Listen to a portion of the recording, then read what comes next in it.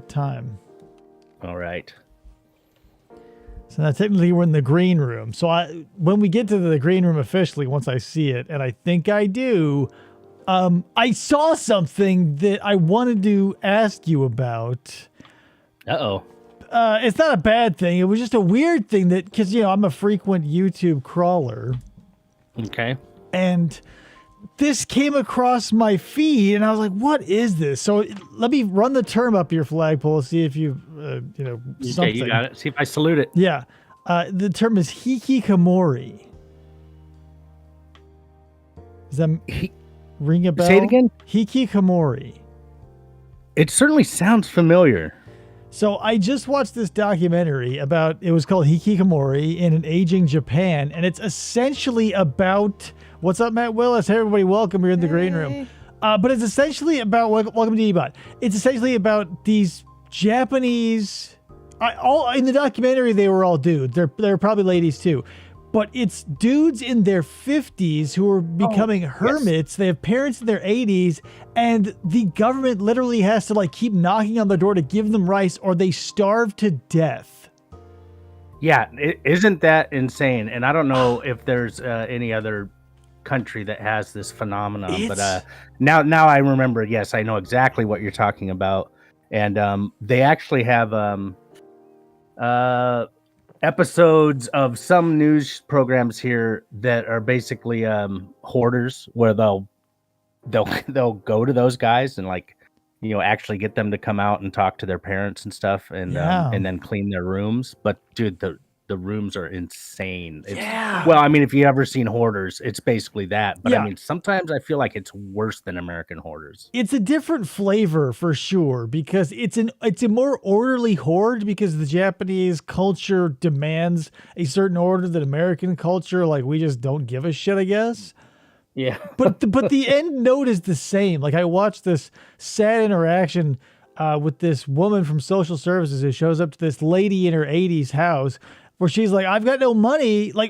They peek into the son's room, and he skedaddled as soon as the knock at the door happened. He knew that social services here, and he ran out the back garden.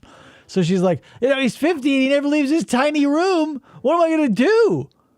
Yeah. And then they just heard from him in 2 weeks.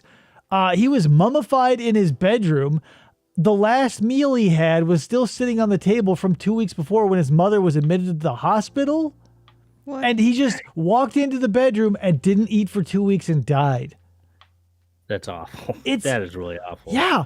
And it's all because of it would have made me think of it too. It was oh, I know, I'll ask Sam in this, but also it harkens back to a recent show we just did about Joel Guy Jr. and probably other ones too. But it's these kids that are just basically have their ass wiped their entire life by their parents, but instead of murdering them, the Japanese by and large just stop being part of society, it looks like. Yeah, it's pretty wild. And there's Japan as a society is very judgmental. So I mean, people who end up doing that and holing themselves away in their bedrooms and stuff, I think are also people who experienced bullying, and whatever, something about them, likely they're overweight or they're just socially inept. Yeah. They just feel finally that now that they're an adult, they don't have to go to school. Screw society, man. I didn't have a good time out there. I'm just going to stay in my room because here I feel safe. I can play a video game or whatever they do. A lot of the dudes in the documentary, were totally fine until the Corona pandemic hit and they lost their jobs. And that was their tie to society. And they were just why bother after that? And so it just I'm sure the documentary is skewing it slightly to get some sort of reaction out of me, but it just feels like there's a whole wing of the government knocking at doors to be like, hey, any mummified corpses in here today? Yeah. Crazy. I don't know how often they go about doing that. I think the government, I don't know, it's different prefecture to prefecture, just like it is from state to state in America. But I think the government here is mostly inept. They're government for life. They rarely get removed from their position, but there's also a lot of TV programs here that show the government officials sleeping during their their meetings and stuff, and they'll call people out, and then they always have an excuse, but they never get trounced. Yeah, so I don't know it what feels that's like all about. everybody's political system looks insane through the lens of everybody else's, and we go, Yeah. oh my god, because like seriously, if this is just like a little nitpick and it means nothing, but it's still kept alive to this day. In the true crime genre, you'll eventually get cases that come from the UK, Canada, or Australia, and they still wear those hilarious curly wigs.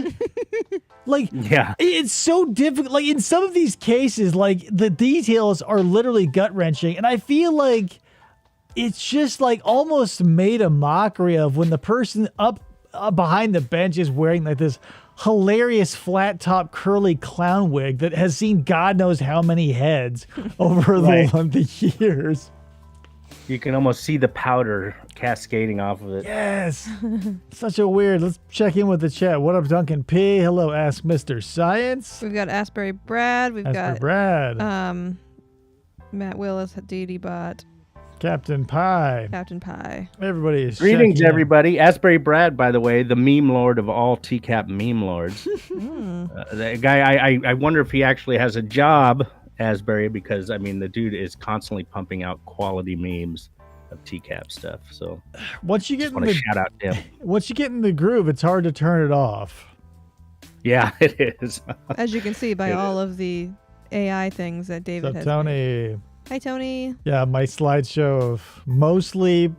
I mean, the base is always AI, but and if you can see the guy in the knitted sweater there, that's baked salmon for this round. That's what he. I don't see it. I gotta bring up. I went ahead and posted the link, but I didn't actually bring up the video. Check yourself out. You're offering the audience a knitted sushi burrito. Got another one in the other hand, ready for a backup. Nice, dude. Nice. I love it. Colored. I love it. And there's Mervin. God, Mervin. There's real life Freak. Mervin. He's looking good. His little flipper back there. Hell yeah. Nice, dude. Look at you. You look high as fuck, dude. Whoa. I love all my. Hey, speaking of getting high as fuck, dude. I was going to offer that we do a drinking game because in the interaction with Hansen, Brinkman says, is that what it was? Yeah. Yeah, he says, a bunch, right? Well, in the interrogation, did you notice what word he uses in that? Like 40 times, I think. He says absolutely. Absolutely. Oh, yeah. So I thought if we drink every time he says absolutely, we would be completely shitty by the end. Well, I've got a little because I'm what is this called? Mead? I've got a mead in my glass, a homebrew mead here. Oh, nice. That's, Now that you made? Yeah. Yeah. Oh, look at you.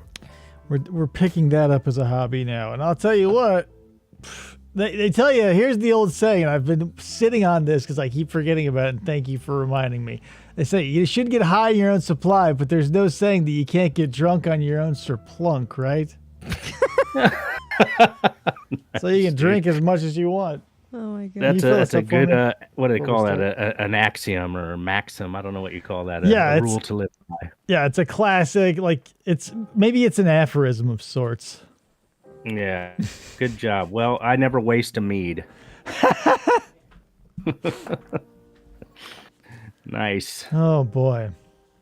All right, so we're gonna gear up. I am so excited for Brinkman. He's one of my favorite characters. Here's the thing. I'm gonna defend my honor because I always suck at playing the games on your show.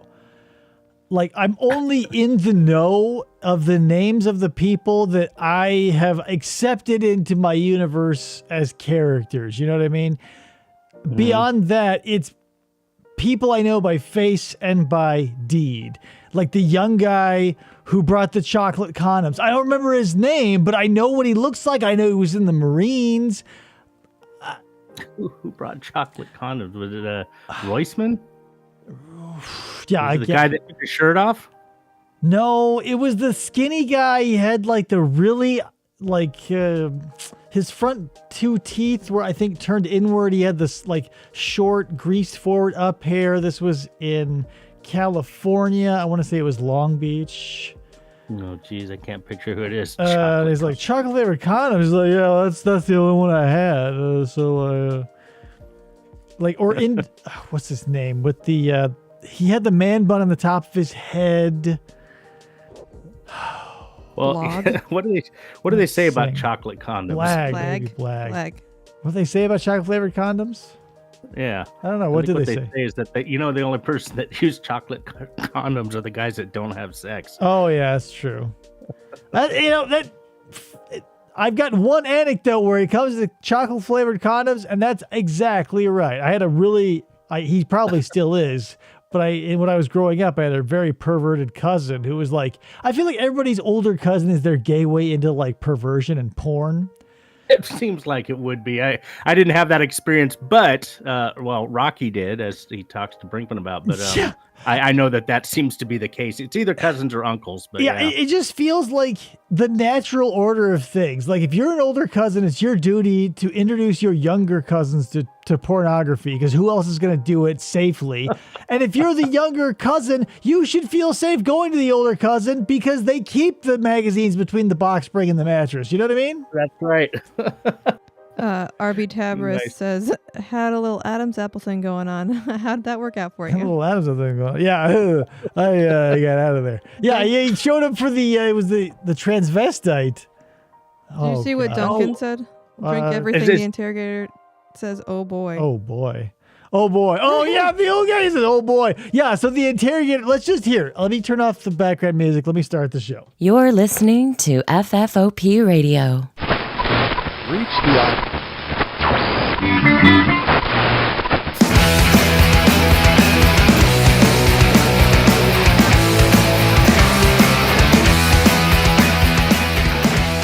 Hey everybody, and welcome to the show. Dee Dee is right. It was Satinder Thind, the failed Mortal Kombat character who came with the man bun that was slightly off center that I needed to know.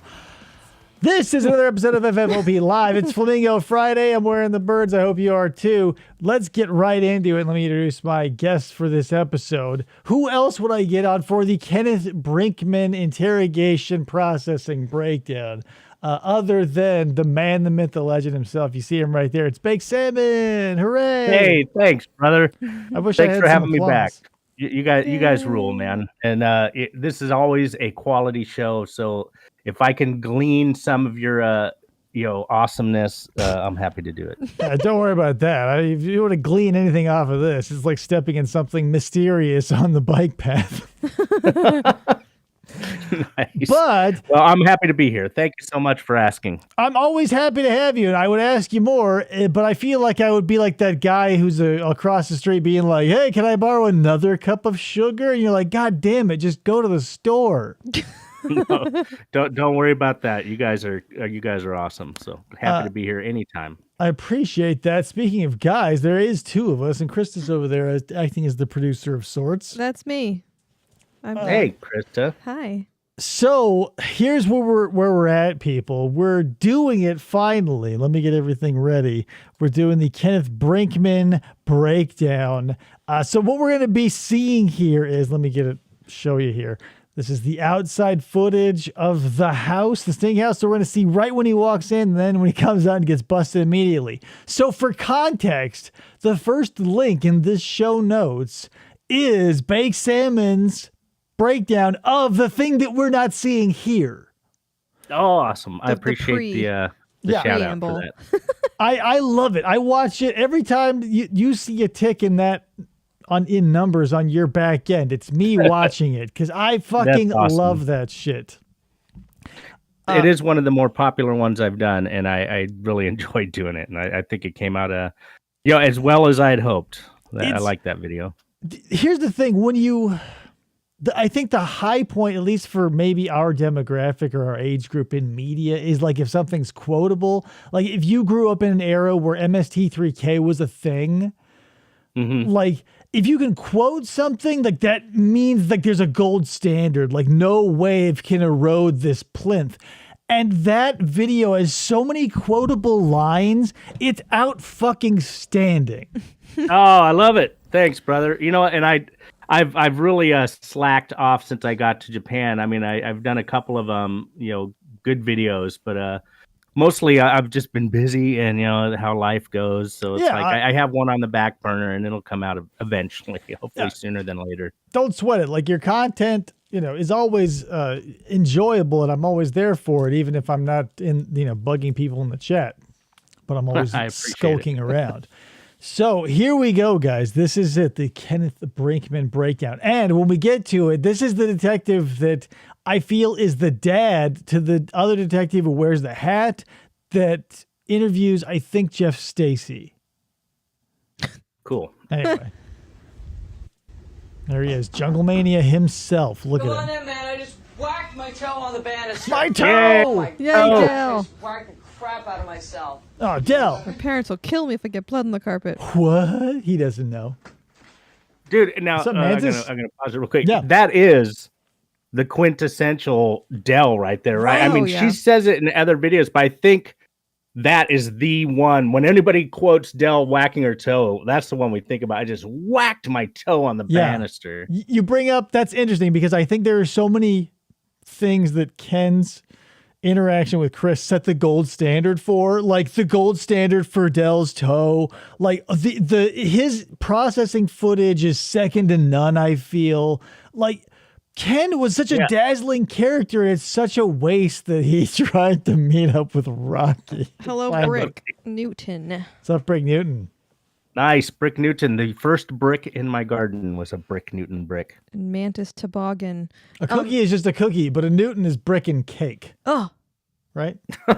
That's right. So, was fruit and brick. Brickman supposed to be meeting a girl or a boy? Boy. He was supposed to be meeting Rocky. I was like, Dell, her voice is not like... She's playing a he, and Rocky's like, hey, man, I busted the old toe again. 14th time tonight. Random Mitch. Hi. What's happening, everybody? Oh, my, a Friday treat. Nice. Oh, my God. And he shows up with his jacket and his dad jeans. Tabris, Dell 0, Bannister 42. 42.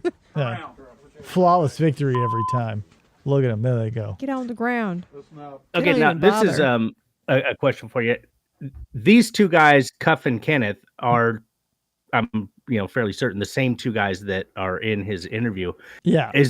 Is that how it worked? And I just never noticed before that the arresting officer is also the interviewing officer. Like, that's not how it always is it? Because remember when Jeff Stacy gets his ass pushed into the grass and the dude's like, do you understand me? God damn it. Because Jeff Stacy's like, well, I don't understand. I think I'm 25. He's the guy who's like later, giving him a dressing down and having to tell him that, he's got to put the handcuffs back on because he tried to stick a pen in his neck.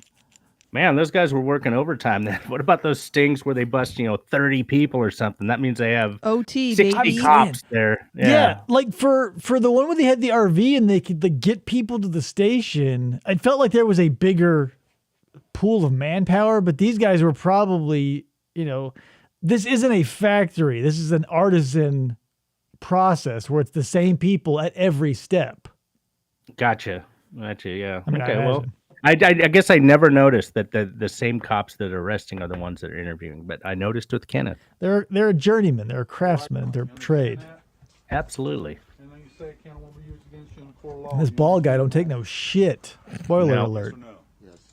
You have the right to talk to the lawyer and have him present with you while you're being questioned. You understand that? They should have pushed his ass. Always say that. Always say, I want a lawyer. To represent you for any questioning if you wish. Do you understand that? Yes. You decide at any time to exercise these rights and not answer any questions or make any statements. Do you understand that? Yes. The ingrown toenail. They do hurt. They suck. I mean, do you get that reference, Krista? An ingrown toenail? Mm-hmm. Forget it. Don't worry about it. Don't worry about it. You ever get those? This guy looks like Tor Johnson's brother, right? This big detective. Or Johnson. Right? Yeah. Like, he's like, yeah, my brother went into the movies and I'm here busting pervs. It's like Ron Howard and what's his brother? Oh, Clint Howard, yeah. Clint Howard. Tor Johnson, you mentioned MST3K. I don't even think I would have known who he was without MST3K. Yeah, Beast of Yucca Flats. Yeah, there you go. And then later on, I think... Watch your head getting in. Oh, God. What's the Riff Tracks version of Plan 9 from Outer Space? Oh, was he in that? Yeah, he's the big zombie guy that is running around, doesn't say any words. Okay, yeah. I guess if there's a bald zombie, It was bald Tor. ogre-ish guy back in the 50s, then it had to be Tor Johnson. Huh? Yeah. On the other show I do with my buddy, he's a big Ed Wood fan, so I'm constantly dropping the line, "Do my toes" to him. If that makes any sense to anybody. Tabber says this awesome interrogator was out in the field when Meat Rocket was arrested. What I would give to have had this guy grill him. Oh, totally. Oh, my God. That's the thing. I wanted the guy in the dark hat who did Stacy and the main dude who did Ken here to do a double team. Like, at the end of that interrogation, it would just be a pile of essential salts in the chair. Like, they would pound the suspect into dust. Hello, Duchess. Good? It would be bad cop, incredibly bad cop. Nice. Ken, out there where you're arrested on 5K Avenue, I read your constitutional rights. Again, I love the atmosphere. I love the wood paneling. I love the cheapness of it all. We'll verify that I did read them to you, correct? Yes. Hold on one second. Okay, there we go. My video was it hadn't caught up. I was still on Ken in the car. We're good now. So, but take a look at Ken's necklace when it cuts back to it. That reads like so late 90s, early 2000s to me. And this is the swinger. Yeah. This is what, like 2006-ish? Let's see. The chat log was 2006. Yeah. Okay. So yeah, this is definitely like a dad or like a Ken age style move. Like, it was popular with the kids late 90s, early 2000s. It's 2006, so the only people who have them now are like nerds who couldn't commit and like dads, and that's Ken. Yeah. He got it half price at like a PacSun at the mall, and he's like, "Yeah, this will be cool. I'll just tell this is awesome. Those kids wear these." Rocky, you'll love it. Rocky, you'll love it. Rocky. There's that book of statutes there Yes. too. Whatever that is. Look how thick that thing is. Just in case the predator's like questioning what they say, they can just flip to that page and say, "Here you go. It's right there." Also, in the background, you hear an interview going on, and from what I could find, the interview, I can't even say the dude's name, but he's got 29 characters in his name. It's like Right. Mahavadaswamy Chandra Shekaraya. What's the guy's name? Yeah. It's pretty loud. So those walls are just paper thin. Oh yeah, I think in every one of these interrogations in this paper thin like portable building they use, everybody's interrogations bleed into everybody else's. But yeah, I like how Duncan's just theoretical in it for Rocky. Yeah. It does feel like that.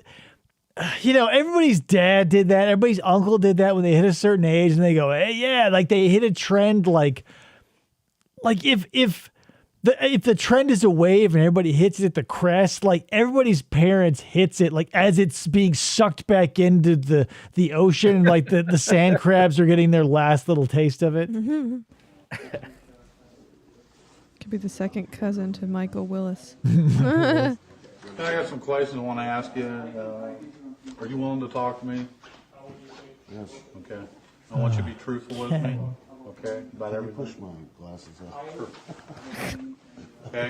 There he is chuckling. We're gonna see him chuckle a few About times. everything I Yeah. asked you about? Okay. Absolutely. Okay.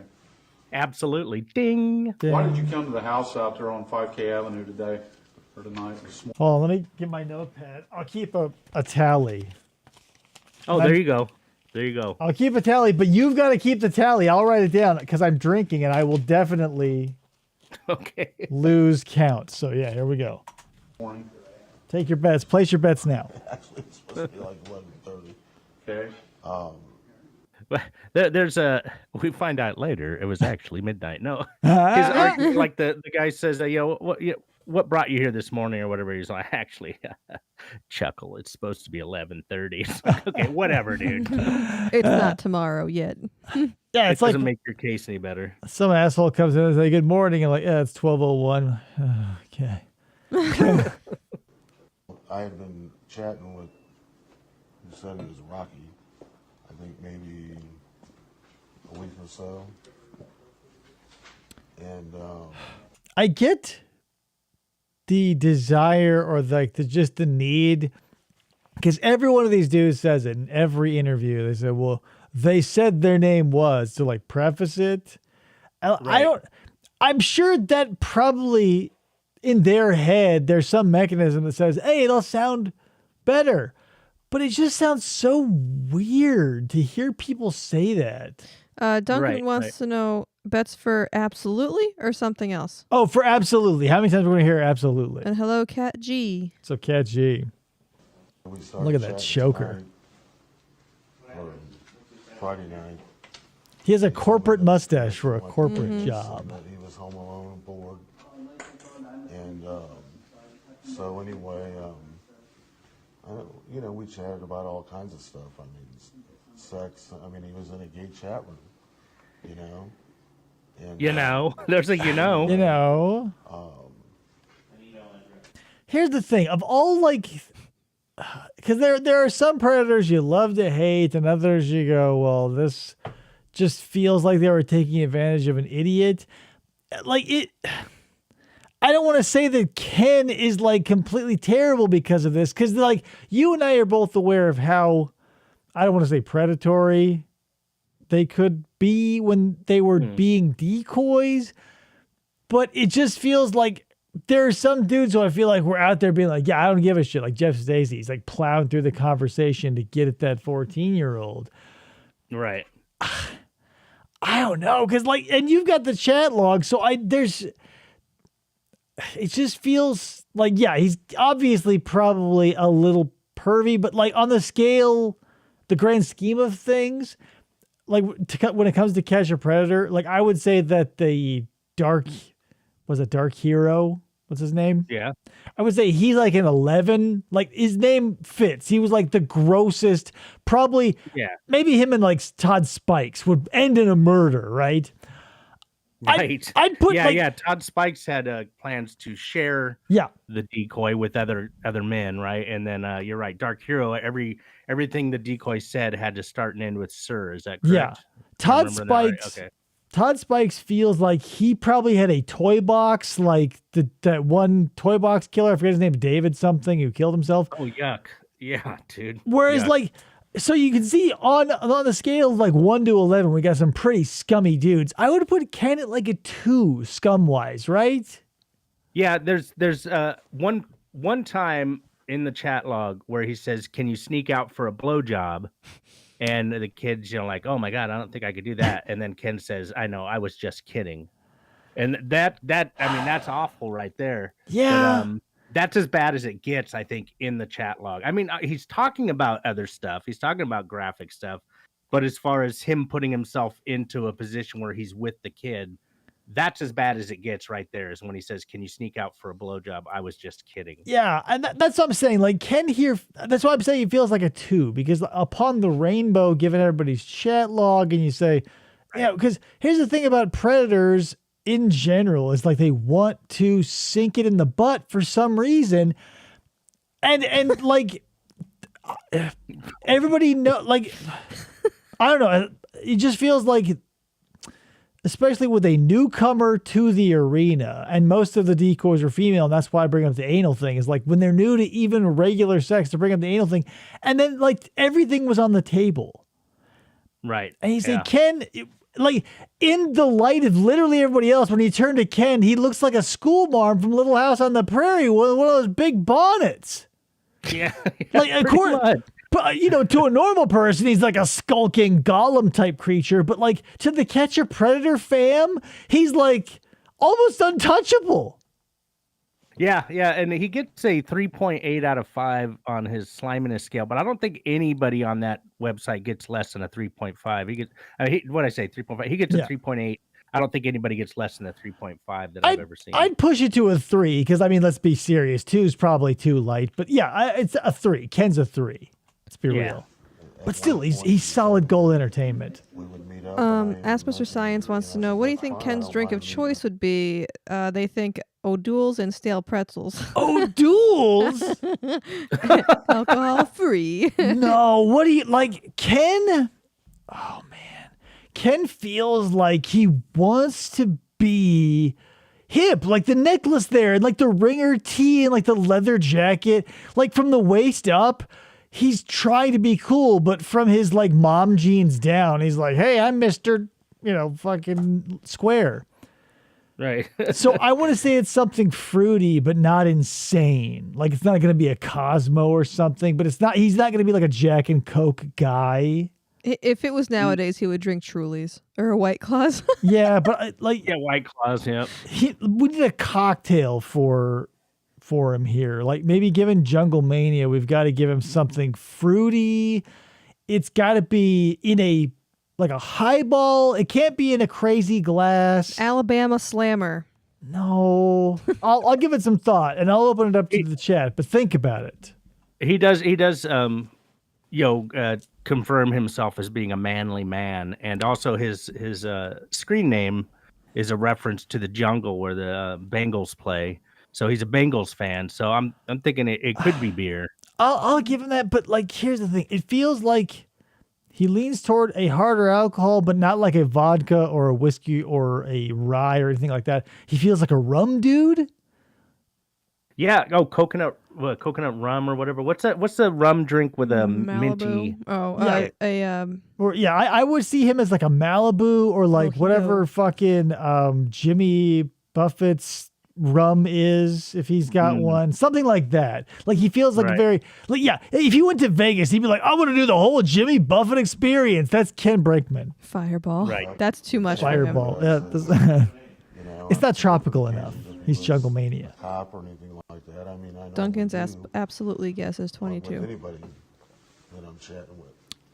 So I think 20. Yeah. They're 40 or 50, but you don't know that. Okay, your screen name is what? Jungle Mania 2050. Where did he get that number, do you think? I know, huh? Like when it's birthdays or dates you get, but it's like, when you make the joke about the guy who had to make single looking for fun 31-31-3, like you were just filling in all the fucking characters. Oh my god, I feel like that's almost what we got with Ken here. He's like Jungle Mania 20050, and he's like, oh, I'll accept it. Okay, fine. Maybe it's his favorite Bengals player numbers. Who knows? Oh, that's interesting. That's a mystery Ken will take to the grave. To see today or visit. What was her name? What was her name? I think this cop wasn't. He's not really hip to alternative lifestyles that much. What was her name that you came to see? And he said his name. Right, but keep in mind, because number one, it's 2005, so it's not the dark ages, but it's not the 90s, and the scant amount of same-sex predators that showed up. I think Ken was probably the only one for this sting, right? Possibly. Because this was the one with Westerbeck, Meat Rocket, Jeff Stacy, the Alibi Letter, Nathan Downhour, right? Corvette Teacher. Yep. So yeah, I think you're right. So yeah, I don't. This feels like, where's your progressiveness? But it's 2005, number one, and also like everybody else was showing up for Del the Lady, not Del the Dude. Rocky. Yeah. Showing up for lady toes, not Dell's broken man toes. One of them painted under all those bruises. Kahlua and milk, says Matt Willis. Oh, God. The white stuff. Oh, you think he likes the White Russian? I got it. White Russians. I love a good White Russian, by the way. But no, the drink I was thinking of for Ken, mojito. Yeah. Okay. Yeah, you nailed it. A mojito. It's tropical, not necessarily fruity, so it can still be a man's drink. Yeah, you nailed it. I'm 100% on the mojito train now. The guy, the interviewer, a detective, just asked him what was the boy's screen name, and Ken can't come up with it, but the kid's screen name is just so lame. It's What is Oh it? Boy 91. Oh Boy. It's so I think it's Ohio Boy, but it just comes across Oh Boy. Isn't it one of your videos where like I want to say like nobody ever questions the decoy's name, like Sad Cheyenne, or like even if their like screen name makes reference to like a death that happened, it like never comes up in conversation. They don't care. They don't Hey, care. shit. As long as their parents aren't home. Is that you ever It's heard like- of? Like Lauren talking to Kayla, and she's like, "Oh, my parents are back. Oh my God, they're fighting. Okay, well, get right back on the computer again." He doesn't care that her parents came back after 5 minutes and they're screaming at each other. He just says, "Well, get back on the computer then." Okay, so as Mr. Science says, bottom shelf blackberry brandy. I would say maybe, but not bottom shelf. Spoiler alert, Ken Brinkman here is the manager of an audit department of a major oil company. So he would get top shelf. This isn't like Ken Brinkman is no E&J Peach bitch. You know what I mean? Right. He's getting top shelf, and it might be behind some plexiglass. And I looked up because he says he lives in an apartment. And that he just moved in like a week earlier or something. And so I looked up his address because he gives his address when they're doing the booking. And I looked it up and I didn't see any apartments, but there's really nice like mid-century or even earlier homes on that street. So the address he gives shows a 2-story house. And so I'm thinking apartment, he's renting a room. Possibly. Yeah, or it could be like a condo situation. I don't know how they classify things where they're from, but here's the thing. I'll buy that because like if he is in charge of like, because he says the name, it's Speedway. Right. He's probably bouncing all over the country. So yes, because they're nationwide. So I assume he's probably just like staying in luxury places for 6 months a year at a time and then being like, peace out, bitch. Like, I'm out. Like, I make 6 figures. Right. I guarantee he was making bank. Yeah. Well, during the chat, he actually takes a break, 3-day break from the chat because he has to go away for company business. And when Rocky questions him about was there a computer, Ken says no, it was a resort. So I don't know why they wouldn't have computers, but 2005, I guess. Yeah, I guarantee he was like all over the place. Like he's high up, like, oh, and then just to be like, imagine like to get one of those cushy ass jobs that probably his apartment was, if not located and paid for, at least subsidized by his place of business. Like Ken just seemed to have like a slick ass life. That he was just like, you know what? Fuck it. That was it. Oh, well. Sorry, Ken. For a week or so, and you don't remember? Well, the reason I don't is because, on AOL, once you start talking... AOL, that brings me back. Up automatically. Yep. What do you think it was? Oh, boy. Oh, boy. So many people. Oh boy. Oh boy. As cool as cleaning. Oh boy. Yes, I look at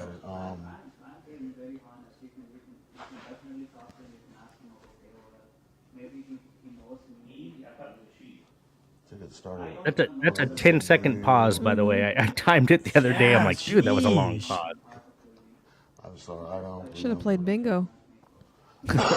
This is one thing I'll give Ken is like, he doesn't seem to be like, he doesn't come off arrogant like what's his nuts Kelly does, or like a weirdo. He's not overly stressed. He doesn't sweat. He doesn't like try to stick a pen in his neck or any of that stupid shit. He seems at ease in this situation, which on one hand is like, oh, well, that's kind of refreshing, but it's also kind of troubling. Because you go, who could be calm in this situation? Right. He seemed more stressed when he was talking to Hansen, to be honest, because at that point, he really did face the fact that, oh, shit, my job. Like, he doesn't seem to feel that way when he's talking to these guys. Yeah, and like, it's ramped up tenfold. Like there's handcuffs involved now. He's sitting at a table. I guarantee this room is cold as hell. And he like this angry bulldog of a like mountain of a man is like barking questions at him, being like, "What the fuck are you doing in my county, motherfucker?" He's probably gone through like on the ride to this portable. He's probably gone through like a couple stages of in his mind. And he's like, I have a 401k. This should be he would be ramping up to like maximum insane mode. But like from his talk to Chris Hansen to like the end of this processing, I don't like, he just feels like a very solid 5 with an occasional 6 or 7 popping up when like the big dude yells at him. Right. He never wastes a load. Like many times with the interrogations, when the cops first start talking to him in this room, it's very, very mild. Just I'm going to ask you some questions. I need you to be honest with me, okay?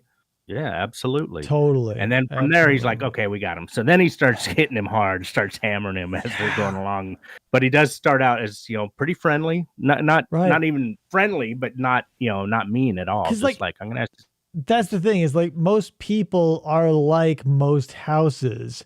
They're 98% ajar and a good kick. What I mean is like, once you get past the like, hey, do you want a lawyer? No, I'll talk to you. Once you get like, that's what I'm talking about. Once you get past that big kick, you're in the house. You can ransack the fuck out of it because they're probably not going to be like, now I want a lawyer. Right. Lorne does that, but of course after he's already talked. Right, and that's the thing. Like, talk to a lawyer. Yeah, that's part of is like these idiots will wait until like the thieves have ransacked the house, and as they're running out, be like, "Oh my god!" Then slam the door shut and be like, "Whoa, that was close." Yeah. How'd you first meet Rocky? In the Dayton Men for Men. What's your first name again? Dayton Men for Men? Yeah, AOL. What's your last name, Chandra? And that's a chat room? Yes. When was that again? Really quick, as time progresses, and in the moment, like in 2008, this looked totally fine. But now sitting in 2023, this feels like I'm watching an FMV video game. Like this is a cutscene from Seventh Guest or something. Oh, nice. Yeah. It's so pixelated and crazy, but that's the problem with progress.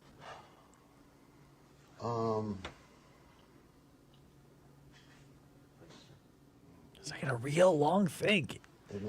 Ken's a contemplative man. I won't swear to that. He is. May have been earlier He's a businessman. that week. Duncan says, I think Ken is really banking on the idea that he can explain to this guy that he has a good job and is a good guy, and they'll just let him go. Yeah. I thought he said Calm, cool, and collected. he was 15, but the guy when he was talking to me in the basement said, Real quick, that's a lot of people walk into what the police will call interviews, but are in reality actually interrogations, thinking that they can talk their way out of it. Like Sarah Boone, I just watched one today where this dude's like, hey, I thought I was a witness and now I'm a suspect, and he left the room in handcuffs. And now, but that's the thing, like Ken doesn't even have the wishy-washiness of am I or aren't I? He is in handcuffs. He was read his rights and walked here by the scariest of Tor Johnson's younger brothers. We're beyond the pale, my friend, but here we are. Totally. it was a concern because I mean he was. They always think they can talk their way out of it. Considerably younger than I am. Well, I've got the logs from your chats, okay? And he told you he was 14 years old. Okay. Now, was he 14 or is he 15? Well, I have to say 14 if that's what the log says. He touches upon another thing. If you're into true crime beyond To Catch a Predator, you'll know that these interviews and interrogations or whatever spoil you beyond spoiled, because again, I was watching an interrogation footage today of a guy where they're like, do we have, there's Ring cameras, there's this, there's that. And it gives me as the viewer blue balls, but it must bolster the perp when the detectives say, we've got photos, we've got this, we've got that, we've got video. Because then, I would say, where is it? What's up with that shit? Right. And here, the logs are cut and dry. They are better than pictures. Like in a picture, you can say, well, I was stumbling forward and grabbed this dude's Johnson, like, because it was rainy or there was a banana peel. But that would be like, if you were able to stretch out that image into a video where you see the full dude getting jacked off, because it's there in the chat log. Yeah. Yep. Father son says, "Do you have any body hair?" Father son. Father son. I read this book called Hand Jobs, sir. What made you think that he was 14 years old? I'm sorry. What made you think that he was 14 years old? You can't hear over the other interrogation. Yeah, it's so loud. Did you exchange any pictures or photographs with him? Oh, well, I know I sent him one. Real quick. So Ken, I know that he hasn't said it yet, but he's about to say something along the lines of he asks everybody he sends pictures to delete them. Right. And it's easy to think nowadays, like, because it's all been hammered home to us, like celebrity or plebeian alike. If you take a nude selfie and it makes its way onto the internet, it's there forever and anyone can see it at any time. And Right. there are Yeah, people, totally. there are people alive today, and I'm not going to point fingers, that there are probably nudes of them pre-social media internet out there that are just hoping to God that nobody has any deep lore of like any live journal bullshit or anything like that. Dr. Laura Schlesinger, that's one I can remember where nudes came out of her, and it's like, oh, she was such an upright Laura citizen too. Oh, and there you go, you're just flashing your private parts to somebody back in the 70s. And like, it's so wild because like there was probably a brief period of time where like you could take a nude selfie and have it on your cell phone, and like that's where it would stay. Like during the days of film, there was no way that like that could accidentally be sucked up into the ether and a million people could see it. Right. And again, for the immediate cell phone pictures, nothing. But now everything is backed up to Google Images and or the iCloud. So anytime your dong and or vag and or boobs see a camera lens, when you hear that click, the potential is there for it to be literally everywhere if your iCloud or Google or whatever is hacked. Well, that's absolutely the case. Anything that goes on online, they are saving. Now, whether it's the companies and the government or however conspiratorial you want to get, they don't know what to do with all that data right now. But they know that there's something we can do with it. It's so out there. Save it all. We will figure it out. There are people out there who have emailed nude pictures of themselves to other people, and their only hope that like if they get famous is if they break is like they were underage in the picture and they can't leak because it'd be CP technically. Right. I'll send you one. Yeah, I think so. 'Cause at the time when I sent him mine, I said, Oh, boy. Anybody I send my picture to, I ask them to delete it. But I mean, I have a professional job, so I just always ask them to delete it. I mean, I have a professional job. How many people do you send your pictures of your junk to? Well, Ken? and he sends that like glamour shots, like fucking Olin Mills bullshit, where he's got his fucking he's got his polo shirt tucked in, he's got his choker on, he's like doing the whole swagger thing, one shoulder to camera. Oh yeah, and he hold on 1 second. I'll be right back. Sorry about that. There's a cat in the room. Did you have any phone conversations with Rocky when you were coming to see him? just tonight.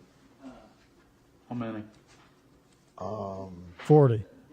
One right. Oh, Did he Simon come back? pause it? One right before he called me. Oh, sorry about that. There we go. My mic was muted. I had to run and close the door because there was some noise going on in the house. Sorry about that. I was Okay. gonna say I was gonna read you the part where he asked him to delete the photo. It says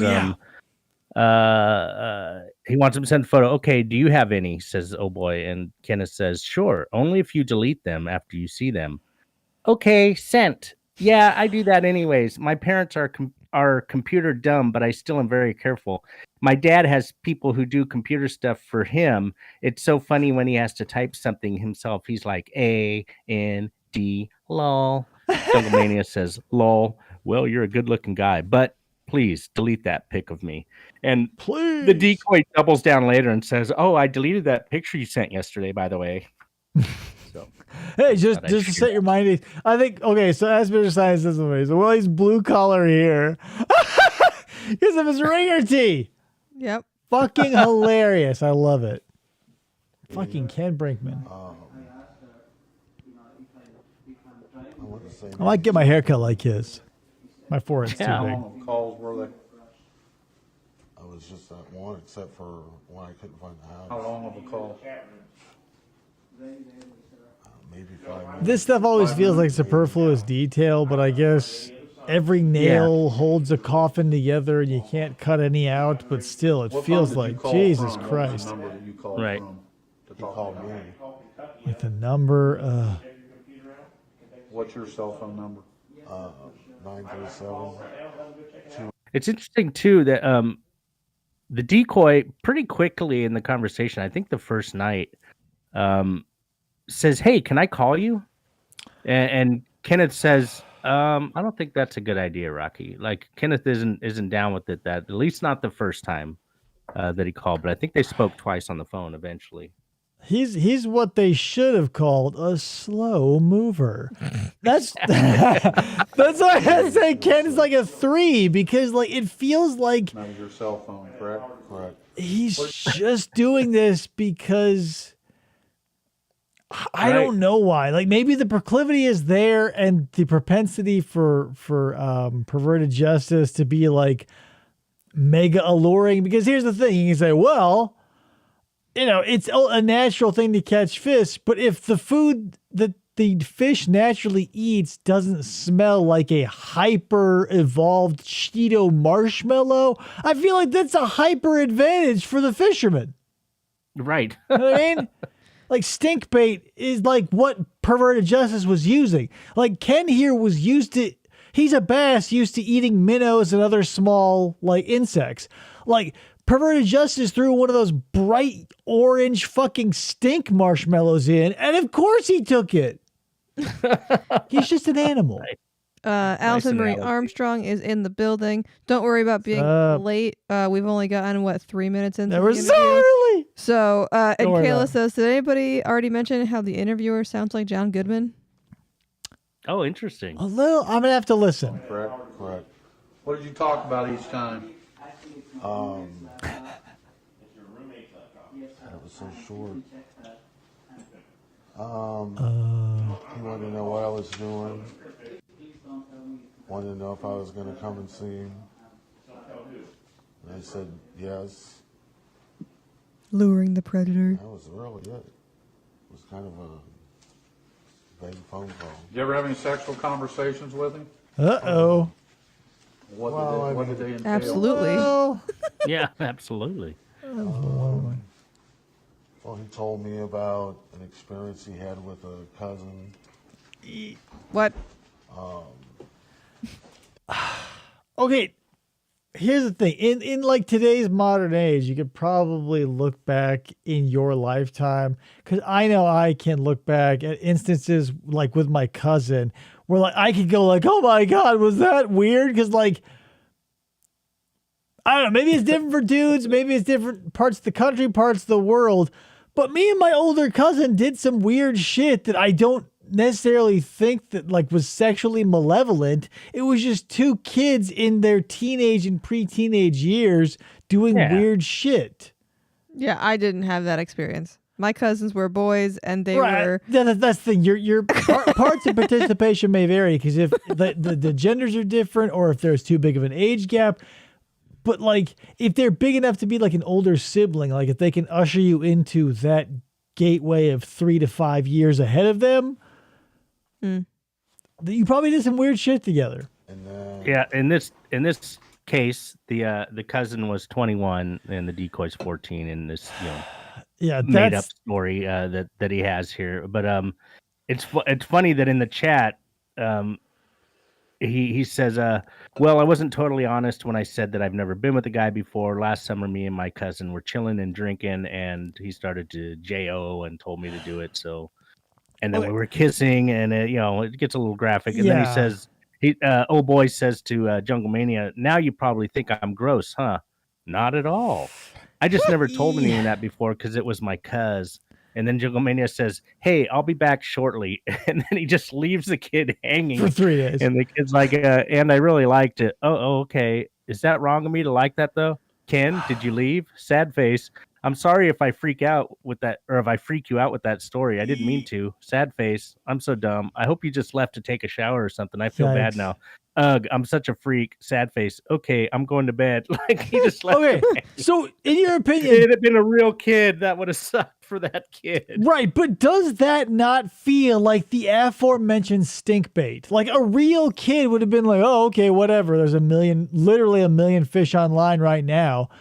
Right. But that just felt like, oh my God, we got to throw more marshmallows into the water and really chum to get Ken back. Mm-hmm. Right.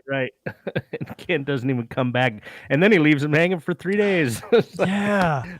Oh. But okay, funny. so full disclaimer, if somebody performed an action with or upon you, that's different. I'm not saying that happened to me, but like we definitely checked our pubes out in front of each other, like whatever.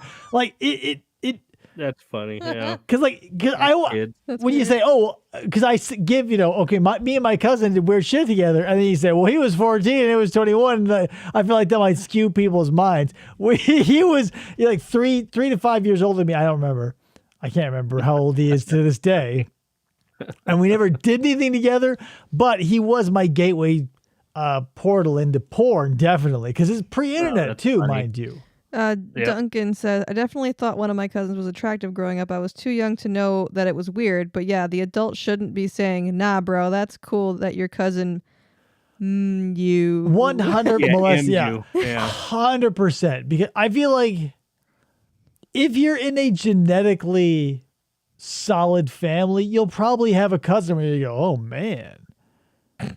And if you have a socially awkward parental figure or someone above you hierarchically that notices that you have an attractive cousin and then notices that it's legally okay for you to get married and will bring that up constantly at family functions, that's weird. Knock that shit off. Oh, God. That's a no-go. Stop it. That's what I'm saying. He asked me, that was the first conversation, or the first time he ever really talked sexually, I guess. Wanted to know if, and I wasn't even I was online, but I wasn't at the computer. And he wanted to know if that weirded him out. Okay, not to keep stopping it so abrasively, but let me run this up your flagpole, Salmon, because I feel like in the early days of text-based communication, there was a huge disconnect. And I feel like we're only now finally seeing that erode. Like text conversations had no decorum. The other person didn't exist because it was just text. Right. And I feel like we're only now starting to bring conversational decorum that we have face to face to text conversations. Yeah. And that disconnect was a millionfold in 2006, right? Right.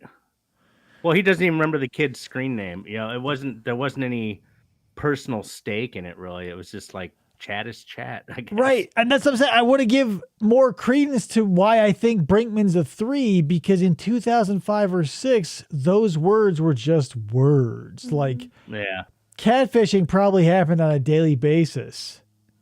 Well, who was the... It's Kenneth, I believe, is one of those guys that most of his free time was spent chatting. It feels like that from reading the Totally. Yeah. What are you saying? Who was the guy? Maybe it was Jeff Stacy. That was like, it's a different thing. Jeff Stacy, a perfect example. It's like a completely different realm of reality. Yeah. Yep. And then, he's obviously off his nut and he's stupid as shit. But even people like Ken, who were probably online a lot, there's still that disconnect. I remember the early days of Yahoo and AOL when I remember talking to people I knew IRL that just felt like nothing when they were behind the AOL chat window. Yeah. Hey, By the time I AJ. got What's back up? to the computer, he was Gucci gone. Mane. Gucci Mane. And so tonight, when we started chatting, I told him that, I says, hey, everybody has, it's cool, everybody has their own, I guess, stories. Come on, Ken. I swear I thought he was going to say kink. Everyone, That's what I thought kink. too. What did the two of you talk about? What sexually explicit things did you two talk about? Yeah, well, he said something about what happened with his cousin would be cool with us. What did you talk about sexually? Okay, goddamn. Because here's the thing: if you're into this at all, maybe this is common knowledge to everybody but me until I heard it somewhere. But I'm gonna fill you guys in. Is like one side effect of being assaulted is like you become hypersexualized because your way to take power over it is to become like. It's something that you do all the time and it's something you always look forward to or whatever. Yeah. And I was involved with someone like that. And I did not find out until like it was, the cart was before the horse. And I was like, Jesus, like insatiable. What's up with that shit? Because I'm not like someone who wants it all the time. And then when it all popped, I was like, oh my God. And like that knowledge is so heartbreaking, and I wish I had it earlier. And I'm sure, Ken's a fucking man. He should have probably picked, he's probably heard a love line or two in his life. A love line, right? Like that came up constantly. And so like for him to be like, oh yeah, you're 14, and like to hear something as bone crushingly horrifying is like, it would be cool if the thing that happened to my cousin, which would in reality would be a horrifying experience to have a sexual encounter with a family member, and then to flip that coin to be like, I think it would be cool with you, Ken. Anyone without something beyond a lizard brain would have been scared back under their rock. Mm-hmm. Right. Yep. Yikes. Sexually? Yes.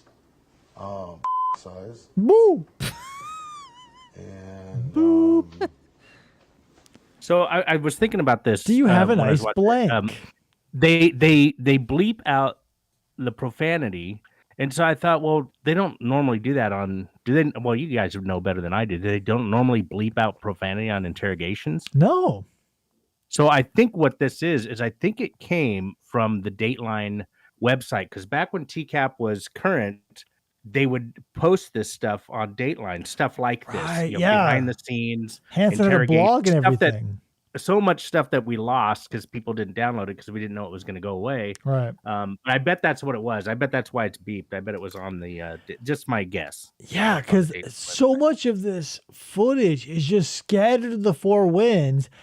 And, here's the thing. Like, the idea or the concept of like once something makes it to the internet, it lives forever is sort of comforting because you go, well, I'll always be able to find it. But that's not true. Like so much of this stuff is just like gonzo. And we're waiting for the proverbial Star-Spangled Banner to be unearthed in some dimwit's attic somewhere. Yeah, hopefully one day. Yeah, because there's so much out there that I'm sure is just waiting to be dissected by yours truly. Yes. Oh, there's a good shot of his necklace, by the way. Yeah, totally. Like that is so fucking like 1999 to 2002. I would have worn that in middle school. That's like PacSun buckle in the day. Like Ken's like, yeah, dude, it's 2006, so I missed it, but I'm gonna try. Rimless glasses too. He wants to be young. Oh yeah. Young dude haircut. that was really about it. Did you ask to suck his? No, not that I recall. What did you come up here for? Like I said, the end of the conversation was. Yeah, right, Duncan. So Stone Phillips brings it up in one of the old To Catch a Predators. It's like, oh, Chris Hansen's been up blogging all night. Because like that was the thing. This was a money-making juggernaut. Yeah. And before YouTube, like, you know, Dateline would have their own YouTube channel or whatever. Like, God knows how much traffic Dateline's website saw when TCAP was in its heyday.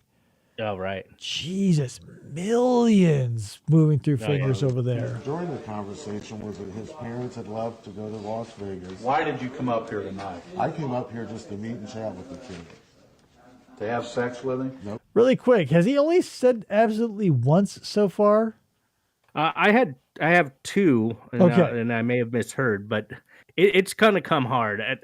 Unless I'm totally misremembering. I mean, and I just watched this 3 days ago, and I was thinking, man, he says absolutely a lot. So I watched it a couple we'll of. see. I've watched it a couple times this week, and the thing that sticks out to me is it's weird how different things will be able to be noticeable by other people. I think the detective, even though Ken is gold in everything he's in, I think that the big bald detective outshines him simply just like in mass, in like just like brute force. He is an unstoppable.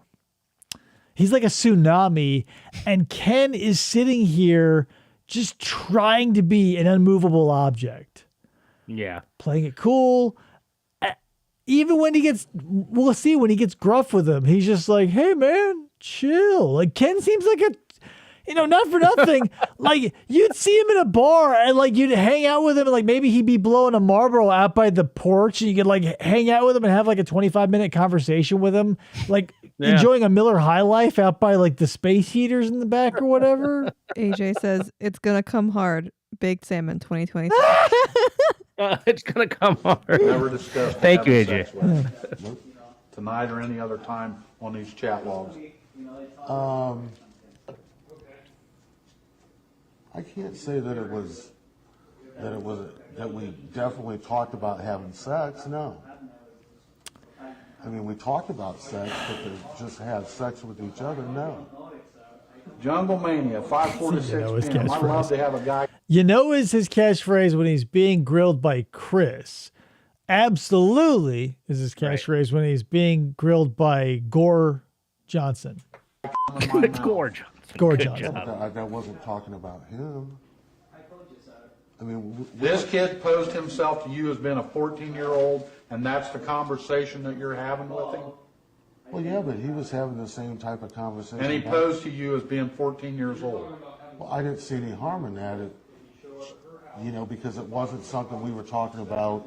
I want to see the facial expressions on the interrogator. You'll see it a little bit, I think, later, but just like the vibes off of that bald detective, like I had a grandpa like this. He feels like somebody who can be like a gruff asshole all the time, but like to his grandkids, I'm sure he's got grandkids, and he is probably like nothing like he is to literally anybody else when he is to his grandkids. He just feels like he would be a great grandpa. He was probably a shitty dad and a really tough dude to work with, but his grandkids probably get spoiled inside and out.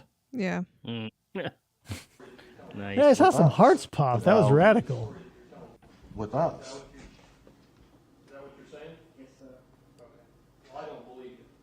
I mean, it's just like the deal with him talking to me about his cousin. I didn't see Jungle Mania. What's that? Oh boy, the stuff. Jungle Mania. Oh boy, the when it goes in your mouth. Jungle Mania. Oh, now I never waste a load. There it is. Classic. Jesus Christ. It's like there are people out there, George Washington is a classic example, but like gods of probability. Whereas like everything they're involved with works out like utterly perfectly. Like this is an example I bring up all the time, but George Washington would write in letters that like he enjoyed the sound of bullets whizzing past his ears. He was literally unshootable. And I feel like Ken, even though he's in cuffs, everything he does, like nothing is a bad, like nothing lands with a thud. Everything that like is associated with Ken is just like, if not comedy gold, it like goes to show that like if he weren't such a pervert, he'd be wholesome as fuck. He's such like he's this character that's like in my head iconically Ken is like a cherubic, naked little baby flying around in the clouds. But like back at his pad, he's got a bunch of like really sick porn under his cloud mattress. Yeah. Every other aspect, he's totally cool. But like there's 5% of his life where he's like completely fucked up. Nice. Yeah, Wow, Detective is my wow, favorite okay. part too. Jungle Mania, Disney would Girl. you like that? Yeah, that happened. Yeah. That 'Cause it's happened. right here on the He's chat reading log. it, man. Now, you're not being truthful with me. Oh, yes, I am. Totally truthful with me. I feel that I am because I know. I mean, you're reading parts of that. The whole conversation. I mean, it never really. I never said that that's what I wanted to do with him. It was the conversation that we were having. It was a generalized sexual conversation, Debatable. Right. allegedly. I mean, there was a point where he was trying to get me to commit to something more than just coming and meeting and chatting with him. And I says, look, I don't know. First of all, Let's be real with it. Ourselves and everybody in the room. Like you and I and everybody hearing the sound of my voice probably have made a sketchy decision where you met someone online and then you decided to meet them IRL and it went off the rails. Because maybe you're before this trend, but I feel like anybody who came of age in the 2000s, like where you had a car and poor decision-making skills and the internet existed, you were on the cutting edge of like meeting people whose pictures didn't match up at best or were something horrifying that ends up like in a wood paneled nightmare like Ken here. And like, I want to say like, by the grace of God, there go I, but like I wasn't, here's the thing.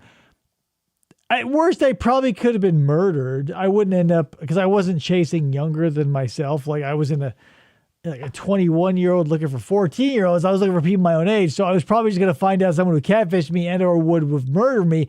But, like most of us, it just shook out that most people were way fatter in real life than the picture they showed. Yeah, mine was a weird date. Mine was a weird date where the guy just told me he loved me on our first date after only speaking online like for a few days. Right. And that's where we are, most of us. But he could have drugged me. Right. But most of us are residing in that, like, we had a weird experience where, like, because there are people Jeffrey Dahmer took out or Ted Bundy made contact with, he didn't kill. Full and you go, oh my God, disclosure. was that me? And, 9 times out of 10, no. Full disclosure, David and I have been married for 9 years, and he could have murdered me on our first date because nobody knew where I was. I thought about it every minute. And we went too. hiking on it, and there was a cliff. Yeah. He could have just pushed my ass right off I there. thought, yeah, it's time, Dave. I said, it's time for murder. Let's do it this time. And I thought, no, let's marry this one instead. Hello, Insanity Pepper and Fantastic Planet. But, yeah, it says, look, it says, you're 14, it says. I don't know what it was. And look what the hell happened. If he represented you as he was 14 years old, you didn't care. If he was 14 years old, you didn't care. It didn't bother you that he was 14 years Well, it old. depends if and you're you're looking carrying at- on these kind of conversations with what you believe is a 14-year-old Man, kid. somebody in the chat mentioned his Then you his come up here licking, to and now my all I can legitimate see is every time he Absolutely. fucking And I licks do his that with lips. anybody So on thanks, online. whoever it was. That's probably his only sign of stress is his dry mouth. Yeah. No. Is this the first time you've ever done this? Done what? Met somebody from online? Mm-hmm. No. I've met First time you ever met somebody online or came to meet was somebody fucking online 14? that you knew posed as a 14-year-old boy? Absolutely. All right. Let me, That's another one. Yeah, Tick. I got 4. I heard him say it a second did I ago. miss one? Oh, as damn. well. I missed one, too. I haven't been paying attention. You gotta remind me, Salmon. I'm keeping a tally. So is he. The first time? I know, but I want our scores to match up. What made you do it this time? He said it twice in there. Las Vegas, and then he was bored. You're carrying on these explicit conversations. Okay, here's the thing. I want to to keep Canada 3. I want to give the characters you like. You want to give the benefit of the doubt, but in no way can I wrangle it acceptable to hang out with someone in their teens. I'm not as old as Ken. I'm still in my 30s, and I don't want to hang out with a teenager. Yeah. No, Right? it's never acceptable. That's just, you can't be friends. You're not, Jesse Velez, who has friends as young as 12 or whatever he said. Right. No, it's not acceptable. I mean, kids that are peripheral, like you're hanging with your adult friends that have kids, that's fine. But absolutely, I just even I could probably let someone slide that was 19 hanging with a teenager, but once you get to be 20, what are you doing? Right. Yeah. It just feels like, because all of the predators, Sokol especially, overlook that is like, what are you connecting with? Like, I always thought, as a young kid, I always go, oh, I'm not going to be attracted to old ladies. And to me, old ladies were people in their 30s and 40s. But now that I'm in my late 30s, I'm like, whoa. Because your perspective changes. And if you are still... if your body has aged into what Ken looks like, and you're still if the part of the buffet that is obviously for children because it's 2 feet lower and the sneeze guards are much thicker and all they have are goldfish crackers and macaroni and cheese and all that other bullshit. If you're still wanting to go to that part of the Sizzler, what the fuck? Right? Dude, why are your analogies always so on point, man? I love your analogies. Is he like this in real life? Yes. Chris is. It just feels viscerally like it would. If I were to walk up to a child, it would be as if I were to walk up to a buffet that was knee high and had nothing but prepackaged garbage. Yeah. And Love it. And that's why I can't get over, because I want to be like, Ken, come on, man. What's up with that? You say, wouldn't it be a mentor? I don't give a fuck about anybody's kid outside of the ones I'm related to. And even those, I'm like, meh. So, Insanity Pepper says, Baked Salmon, I'm in Shinjuku right now taking a break from sightseeing. Wow. I hear that's a beautiful place. Kimmy, hello, Kimmy. Duncan says, I love how all of the TCAP interviewers always say, met somebody from online, met someone offline, met someone off of online. Just shows the infancy of the internet. I'm saying that's another disconnecting factor is the internet. Jeff Stacey put it best. I think he crystallized the idea that everybody carries, but nobody's stupid enough to say out loud, is the internet isn't real. It's 2005. Yeah. Right. Fantastic Planet says, I'm a former teenage girl, LOL, Oh. and hung out with Hey. older people that were into our same shared hobby in the early 2000s, and somehow only one person in a group of many ever hit the creep meter. Unfortunately, that one person waited until I turned 18 on purpose. Yeah. There are probably equivalents to this today, but for my age demographic, all of those, it just felt so gross. The Mary Kate and Ashley Olsen clock timers to 18. The internet was new and you could just make a website if you knew how to do it. And all of those ticking clocks that all of my gross perv friends had bookmarked. And I would ask them the same question. Do you think you're getting with either Mary Kate or Ashley when that clock hit 0, bitch? I didn't even know that was a thing. They probably had one of those for Tia and Tamara, too. Oh, yeah. If you were a boy, you were probably privy to a lot of stupid and perverted shit. Wow. Because computer labs were new. There was no such thing as an internet safety net for schools. I digress. Let's get back to Ken. With a 14-year-old, knowing that his parents are not home and didn't expect to have any kind of sexual contact with him. Absolutely. Another one. 14-year-old, Absolutely. knowing that his parents are not home knowing that his But I would not again, whatever. Parents are It's not just another home. nail. Sorry. parents are not any kind of sexual contact. Jesus. Absolutely. He even asked me to bring him beer, and I said no. He brings it up a couple of times, like that's a silver lining to this cloud. I think we're Right. at 6 absolutelys now. I came with no condoms. I don't know if those do the skip or not. No intentions of. I'll count it. Where do you live at again? In Kettering, right? Yes. Where's the computer at? Look at this guy. Come on, Right. man. If that Tor. is that is fucking Gore Johnson. I said. His glasses look too small for his face and Yeah. head. This guy, he's got a closet full of like the lowest common denominator. He shaves his face and head because he doesn't want to be bothered. You know, Jay Leno owns like 1 million Canadian tuxedos. Like everything he wears is denim. Right. That's this dude, save for all the goofy shit that he gets from sporting events and or from family members during holidays. Have to use communicate with Rocky. Another bald guy. Yeah, he's the guy with the hoodie. Not the hoodie, but the beanie earlier. We haven't Yeah. seen him yet. He was eclipsed by our dude. Yeah, he's huge. Seriously, Duncan, that countdown to 18 bullshit was like, holy fuck. Could you imagine that shit happening today? No, because it's gross. Yeah. It's fucking gross. I was the only one saying that shit back in the day. I was like, this is fucking gross. I'm not 18 yet, and I see it's gross. Everybody's like, shut the fuck up, Dave. What are you, prude? Yeah, Douche. yay. So tell me again what you came up here to do. Oh with yeah, him he's tonight. got a stern high school I wrestling came coach here vibe. to Totally. Oh, 100%. meet and chat with Rocky. He did. Oh my god, I thought the interrogator was asking him if he graduated high school. Other guy. Well, they need to Wow. quiet down. He's allowed to How adapt many or times whatever. did you drive around that house tonight? 11.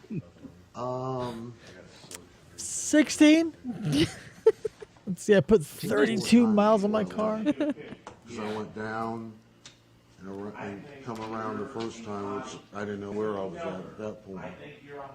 And then I think I went. Okay, another thing I think now that like it's sort of crystallizing in my brain is another thing I like about Ken that sets him apart from other predators is he has like a semi-timeless haircut. Like this haircut you could see on any time period in any like you could see a historical drawing, like a matte painting or like a fucking Greek hieroglyph and see this haircut and you go, yeah. Right. But then you got someone like Stanley Kendall and you go, that was never fucking cool. That's the type of like low rung bullshit that always gets made fun of. Right. Yeah. No, you're right. I'm seeing Happy Days or Leave It to Beaver, style hairstyle here. Yeah. And still wearable today. I think my hair looks like this, a couple times a year. when Yeah, I get it cut. perfect. Like a pleasant puff of like the white or gray. Like if you can get a nice puff of contrast, like he's got it all. He's like, Ken, you he's got the it all. all-star predator. Every other time before I left. Nice. And the You're glamour telling shot. me that you came up here just to meet him after all this conversation with him I about think you gave sexually us a couple explicit absolutes things, right there. about oral sex, in his mouth, coming in somebody's mouth. I didn't talk to him about in his mouth. Oh, Why did you come to see him? Then? I came here. if you say mouth after cum, bleep it. If you say see him after cum, acceptable. And to chat with him. And that, If the detective had said, why did you jizz to see him, they would have bleeped it. Why didn't you just chat with him online? I was. Why Totally. did you come up here to chat with him? To me and to chat with him. Peak male performance. Why didn't you just chat with him online? I was. Okay, no bullshit though. That sort of strikes a chord because doesn't Ken feel like in high school he was varsity football and or basketball. Like he was probably prime dude for a while. I don't know. But he didn't. Here's the thing. He's still relatively fit. Because what could have happened was he, like every other pro high school dreamer, they go to seed after high school and they get fat and sort of flabby and they go out. Ken seems to be like that dude who probably maybe he wasn't like all-star, but he was like top 10% football or rugby or something and just sort of kept up with it because he didn't have delusions of grandeur and just sort of kept the fitness. Maybe. I'm thinking more baseball, but Maybe baseball, yeah. Whatever the sport is. yeah. And he does say in the chat that he's only been gay since he was 20, which I thought, interesting comment. But he says that in the chat. I've been gay since I was 20. Yeah. So yeah, he just reads as one of those like if you're 90% or above, you think I'm going pro, and as soon as you exit high school and don't go pro, you turn to shit. Ken was probably like 89% of like baseball. Yeah. And Almost so a full ride to college, Yeah. but not so much. Didn't make it. Which is so sad because he's a high B student that ended up in the F category when he found Rocky. Why did you come up here to Kimmy chat says with us? Suxy's no longer register as an SO. Should have been lifetime. Yeah, 10 years. I don't know. Since he's a 3, I'm kind of soft on it because a real 14-year-old would have been like, Ken, this is you. He sees that picture of the sassy, like glamour shot Olin Mills bullshit with the pulled up jeans. A real 14-year-old would be like, yeah, thanks, bye. Right. Duncan says, I really like how Ken has a high school yearbook style photo, but it was Seriously? shot when he was 45. Does I'm anyone saying- know if that was normal back in the day? Here's the thing. No. Like it's not normal. But like his necklace, like his ringer tee, like his leather jacket, he probably by osmosis got the impression that like mall photographers were cool. Everybody when I was in high school, everybody meaning girls, had those ultra soft, mega blown out, highly make-upped Olin Mills or mall photos.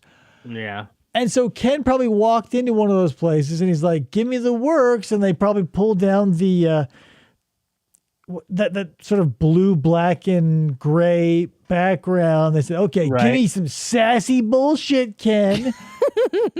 He said, Yep. go easy on the soft filter. And that's what he walked out of the mall with, a couple 8x10s and a bunch of wallets that he scanned later because he worked at a major oil company. Mm-hmm.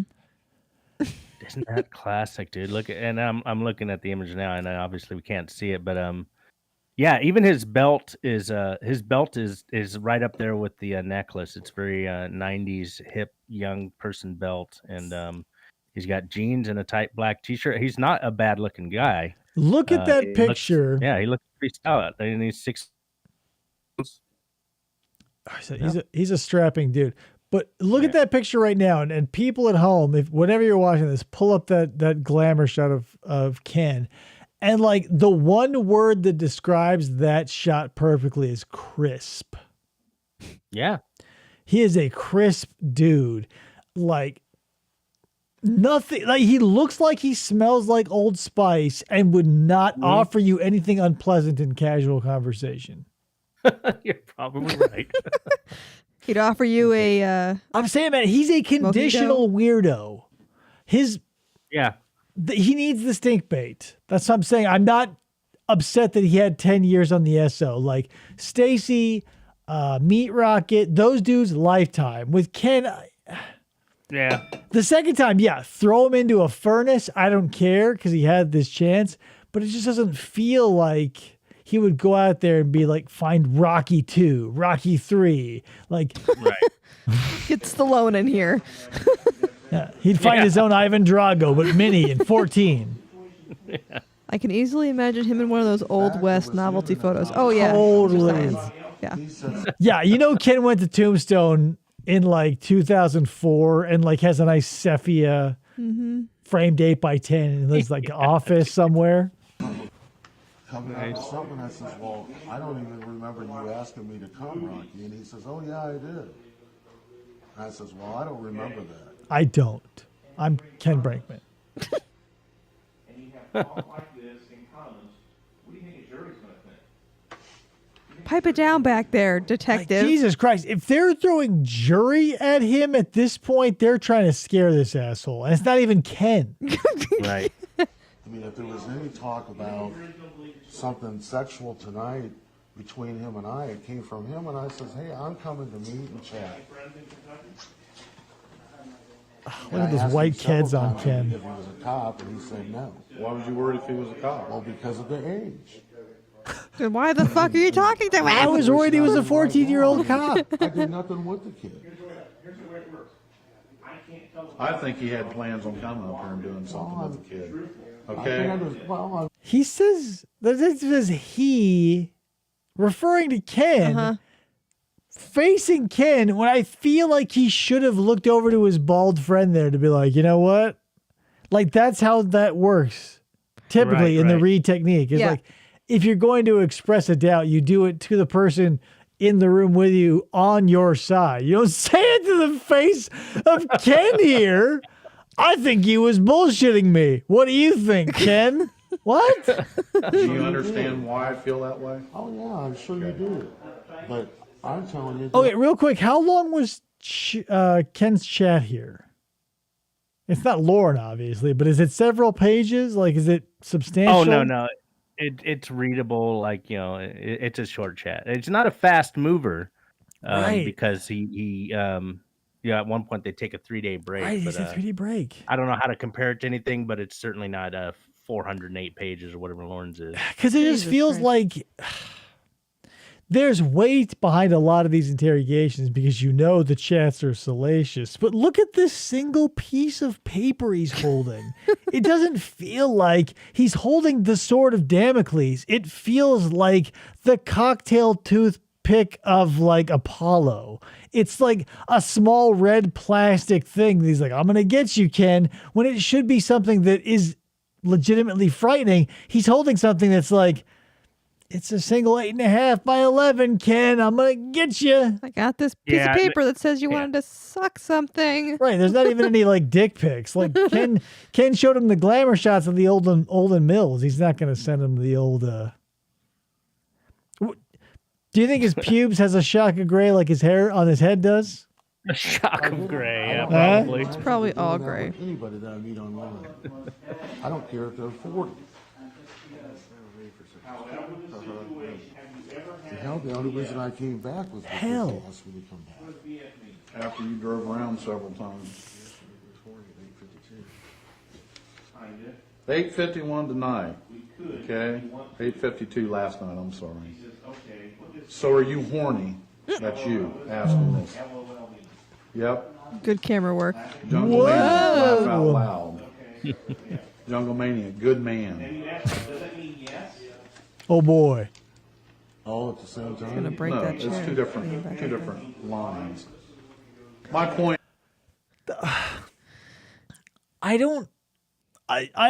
Okay, so here's probably what it is. It's probably, even though he's not showing it, there's a rush of chemical signals flowing through his brain right now. So I get why, because in a stressed moment when they're like the detective is reading the chat back, when the predator is sitting there, he goes, "Well, I don't understand." When it's like, obviously, it could not be more cut and dry. It's here in black and white. It's just, Yeah.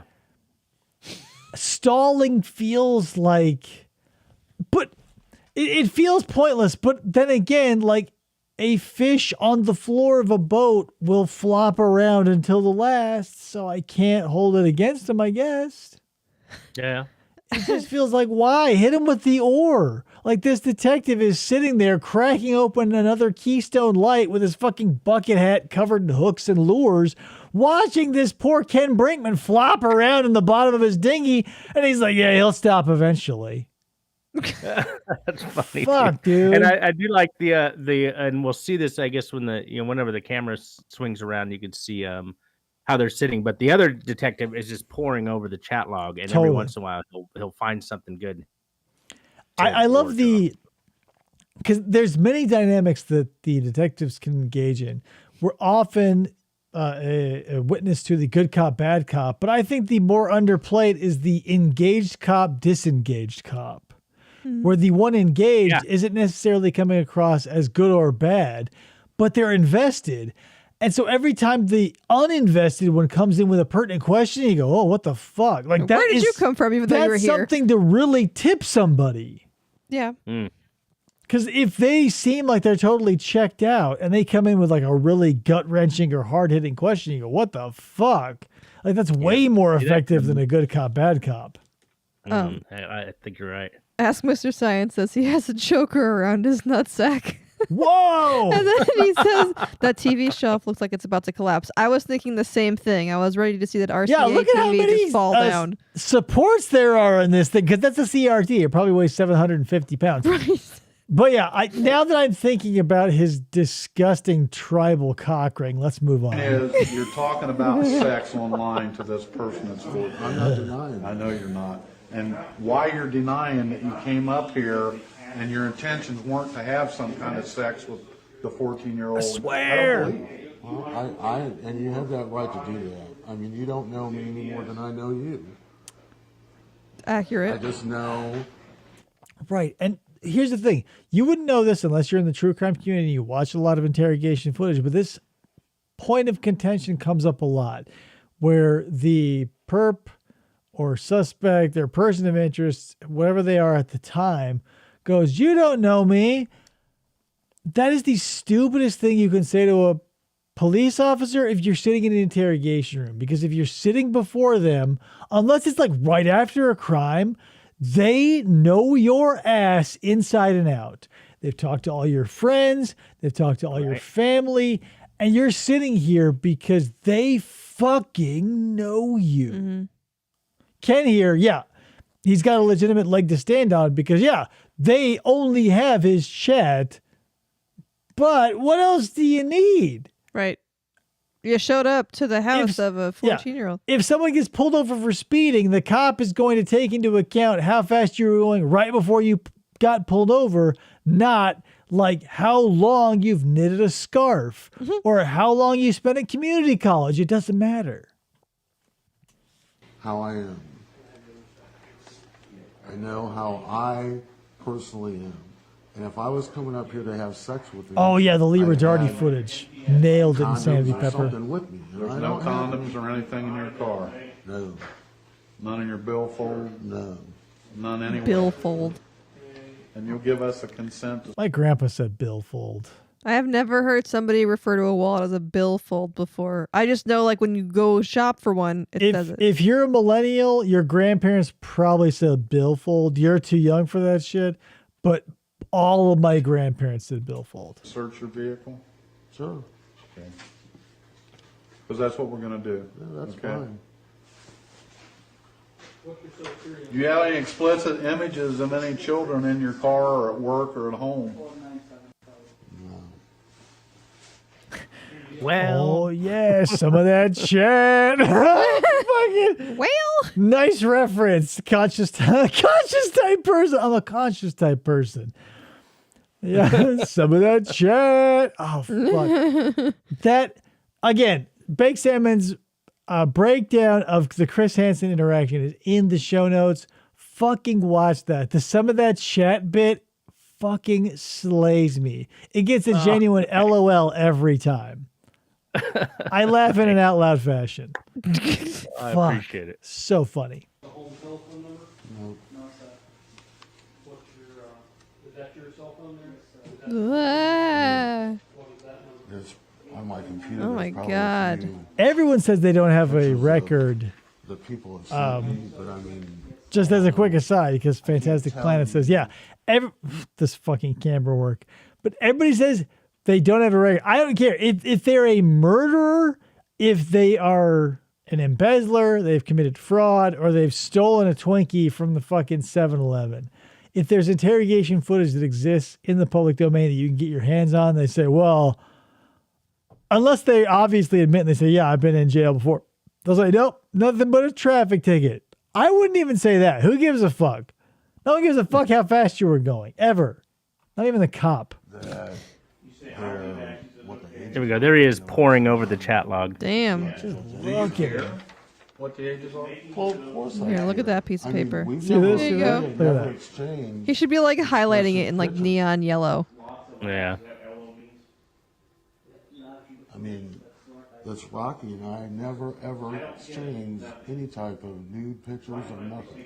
I'll read you some more chat. Okay. To a monkey. It Possibly. might be. So what you doing, Jungle Mania? I'm tired. It's an Just 18-hour cleaning the day. living room, and what are you doing? Oh, Not Oh, for nothing. boy. Oh boy. Not for nothing, but yeah, a tripod, fairly inexpensive, and especially like if your subject is going to be seated in a single place for a long period of time, grab one, right? Yeah. Not for Right. nothing. When they're in the house, yeah, run around, get the sound guy. When they get here, Gore Johnson, he's not getting up. Get yourself a sturdy tripod. NBC has the money. boy, nothing at all, really. Jungle Mania. Oh, the Bible-looking thing is the statute book. It's the book of Yeah. laws they look up to see what you're going to be charged with. Because here's the thing. In true crime, you can, in your mind, commit a single act. But in the eyes of the law, that is seven separate offenses. I Right. watched a case recently where one person killed another one person, and they received 7 charges. Wow. One Yeah. person Yeah, I mean, died. It's crazy. Anyway, 2 things. Yeah. Ask Mr. Science says the other cop has a hamburger vibe. hamburger. We'll have to check it out. Nobody when has a hamburger we vibe. hit go. And conscious type person says, so I'm a big salmon head, but I'm not familiar with our guest hosts. In the words of Chris Hansen, can you explain yourself? I'm the guest host of my own show. Damn. Zay. All right, well, I'm the guest of FFOP Radio, and we typically do. Well, I've been doing a true crime kick recently, but basically whatever floats my boat. And Salmon is a huge. A great host. He's a great host of the show. I'm honored to be here every time he's on.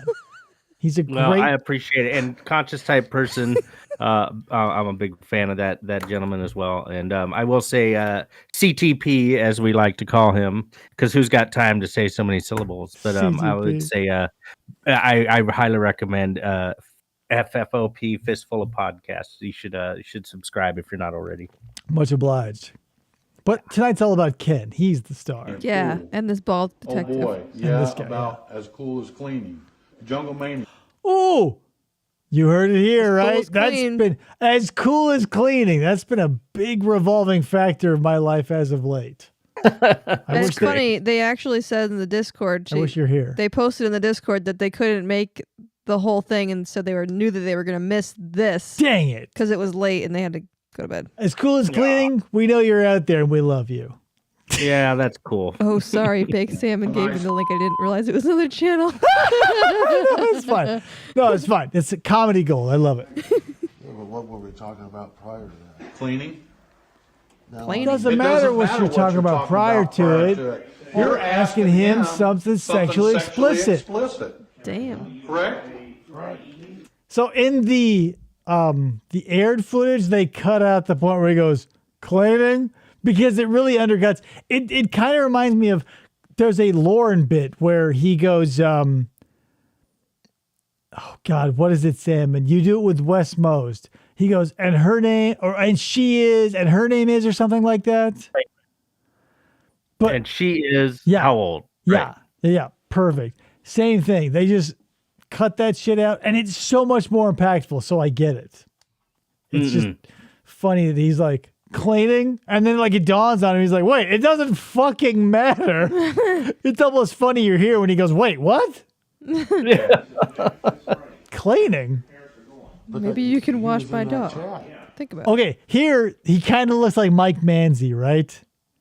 It's Yeah, like if he does. Manzi and Hamburger had a love child. He also looks like a Does school that make principal. it okay if you know it's a 14-year-old To me, kid? 'cause and my you're old school asking principal how in high big school his looks precious is, little or how princess. nice his is? Jesus. I did not realize that it was. Do I need to go back to this first page on this chat when you ask how old he is? And he said he was No, 14. He's in the chat room, and So that makes it okay. talk is talk. I mean, hell, they do. Talk is talk, and showing up is showing up. It's on the internet. Talking. It's just talking. Sure. Let's take a picture of a hot dude and cut the head off and send it to a 14-year-old.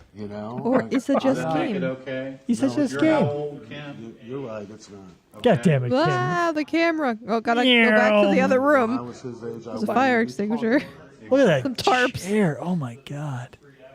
Ah, we'll just sit back down. There we go. It's just like Do you have any children?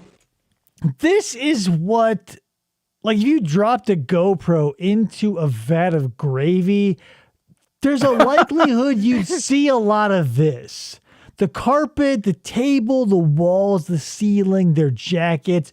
It's just monotonous brown. The only thing that sticks out is Ken's like Fonzie jacket and fucking ringer tee.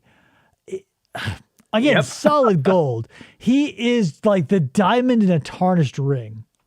If you did have a child, how would you feel if they Hamburger. got online and was talking to somebody like this as a parent? Well, as a parent, my kids wouldn't be online.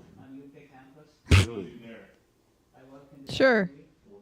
And I mean, I've got nieces and nephews that are, teenagers. Conspiracy theory: Dustin McFetridge is Kenneth Brinkman's nephew. Who? It was there's a very special video out on the internet that may or may not be linked in the show notes that highlights the theory that Dustin is Kenneth's nephew, and I believe it. Hello, fresh off the turnip truck. I love your username. I'm constantly telling their moms, hey, Why do you tell them that? well, because I'm in the chat rooms, I know what goes on in those chat rooms. So I in the moment, you're not going to have the self-awareness to correlate all the weird shit you're saying. But if you're like, yeah, they're 14, it's their fault for being in the chat room. And like, well, what about your nieces and nephews? I tell them to stay the fuck out, which sort of gives you the impression that like Ken's horny canon is so unpredictable that like if one of his nieces or nephews were to stumble in behind one of those chat boxes, he'd blow a load all over it before realizing the familial connection. yeah, it's just the internet. Which again, because like early internet, those text box was just text box. Like that's it. Right. Yep. Gross. But it doesn't matter that you're chatting with somebody that's 14 years old. Well, I think the intentions were different. I mean, I know what my I would not intentions accept. are. So, well, Okay? Excellent teeth. Pretty by the way. obvious, Ken. no, it's not. Yeah. I think that's another thing that's sort of endearing about him is His gap. the gap. Like it's not big enough to be like, what the fuck, you stupid hayseed. But it's not Right. it's not small enough for you to go like, oh, it's hardly noticeable. It's just there. Yeah. Yeah, it's there and it's just like part of the character of Ken. It's not like in a caricature at Magic Mountain, it would be overblown. Oh yeah, sure. It'd be the whole page. But since it's so minuscule, it's just like, oh, that's just Ken. He's a 3. Look at him. Look at his key. Come You're on. a 3. Look at that little 3 over there, fucking managing the oil department at a major oil company. Fucking guy. I know what I am. CTP says Oh, here we online. go. And what is that? I'm a man with a good heart. The kid There you was go. lonely. Kid was lonely. And that's all it was. I'm a man with a good heart. So that's why you asked him how big his penis was. Nothing to do Yes. with- That's all part of this chat. Well, we've been chatting for how long? It doesn't matter. How big would the Still Grinch's 14? heart have to grow to ask about a whose penis? 4 years. 4 years. Yeah, he Well, needs that's to be not 18. a measure of heart. Is it? Sure. Oh, the Grinch's heart grew 4 years that day, and he asked about us. What? I would not accept that as an answer. Duncan calls him a jovial hippo. Yeah. A friendly, jovial hippo. CTP says online, age is just a number, but IRL, prison is just a room. Right. Like Nice. in a Pixar movie, Ken Brinkman would be a hippo that is just like a side character that's just like, yep, TGIF. Now let's talk about cars. Let's talk about Cars. My favorite Pixar movie. Who would be the predator in Cars 3? Just kidding. Nice. Whoa, do I see spikes in that hair? So, boy, if it lasted to 2009, maybe I'm out of touch. Because trends last multi-generations, but if Ken's look lasted to 2009, that shit was stale AF, as you would say in today's vernacular. Same with his necklace. Fuck. Like, he's got the whole thing going on. Like, the Ken's necklace that he's rocking now popped right after Puka Shells died. Yeah. Like there was a big Abercrombie and Fitch pink shirt Puka Shell wave when I was a kid, and then it was like this sort of necklace. And isn't that weird? Like I don't know, maybe the most apt analogy is this, like where Hollywood puts out Transformers, right? And that's Ken's necklace. Right. It's put out by a reputable company, probably cost him double digits. Whereas like you'll see it at a flea market and it'll be like the Transmorphers Asylum version. And that's when you know it's no longer cool to wear the expensive version. His hair with like the spikes, like they said, and the necklace and the shirt reminds me of a baseball player from when I was in high school. That's why I thought I get baseball team vibes. Maybe, yeah. It's very... Oh, God. He ripped his zipper with the strength of 10 Grinches plus 2, says Mr. Science. Got a lot of Grinch strength. Most of this chat is from tonight. Well, yeah, I had to take a 3-day break. Oh, Puka Shells and perms like NSYNC. Everybody wanted to have perms like Justin Timberlake. Terrible. By the way, I confirmed that when I was watching this the other day. I'm like, is that actually accurate? And sure enough, about half of the chat is from one day. I don't doubt it, because like, yeah, I'm busy sure man.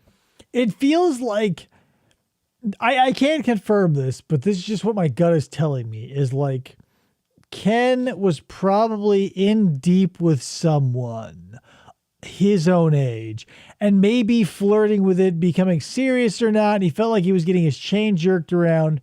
And then, whatever, perverted justice and Rocky enter his life.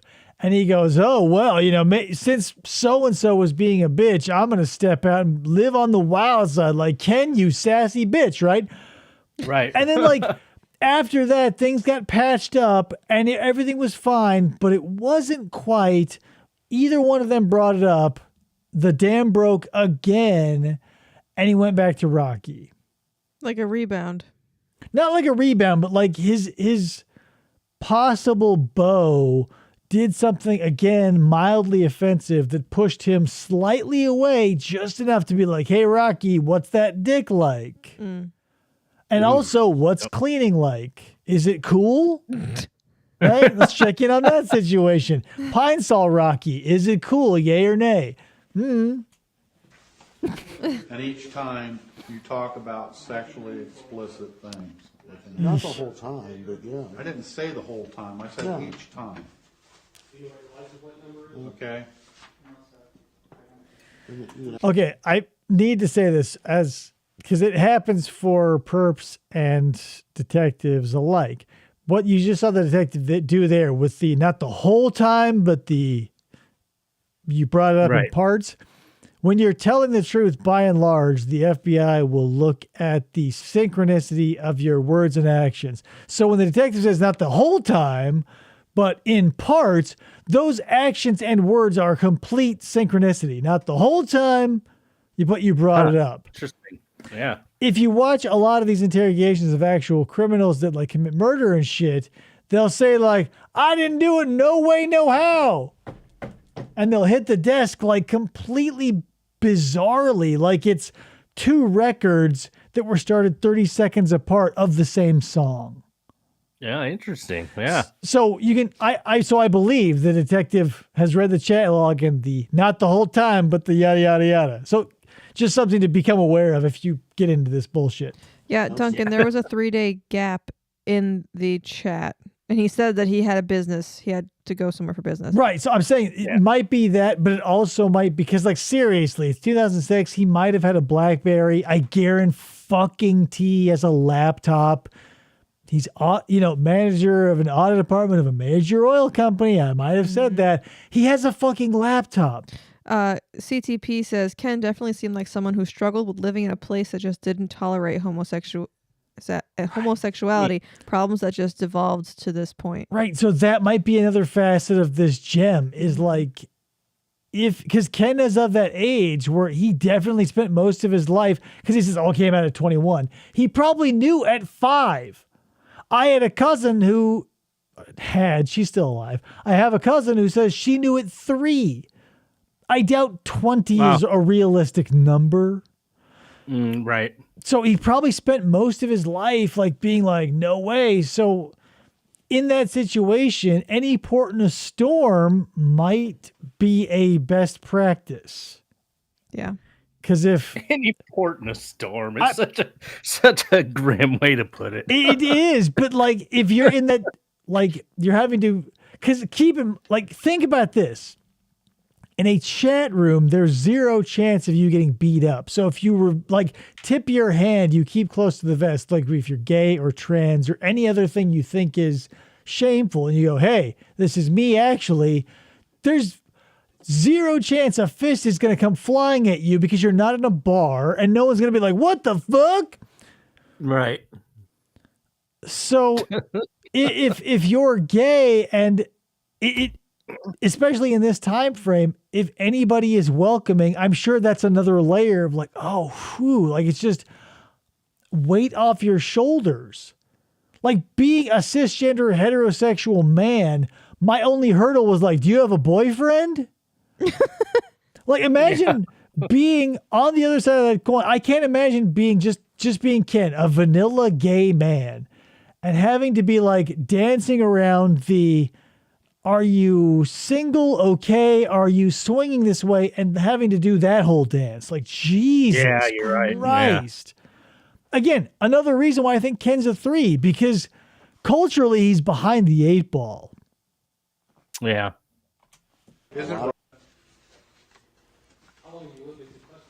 I guess the way that he carried himself, you would assume that on my end that, bearing in mind he's 14 years old. right, but I'm saying the way that he came in and was chatting, whether it's right or wrong, I mean, Bearing in mind that he's 14 years old, it made it all right for you to ask him those questions.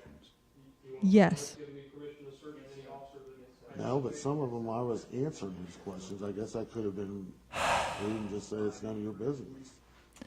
We've all been horned up teenagers, and we've all asked leading questions in that elusive way that, like, where as an adult, like, if you were just honest with yourself and each other, you say, how many dicks, or how many this, or how do you like this or that?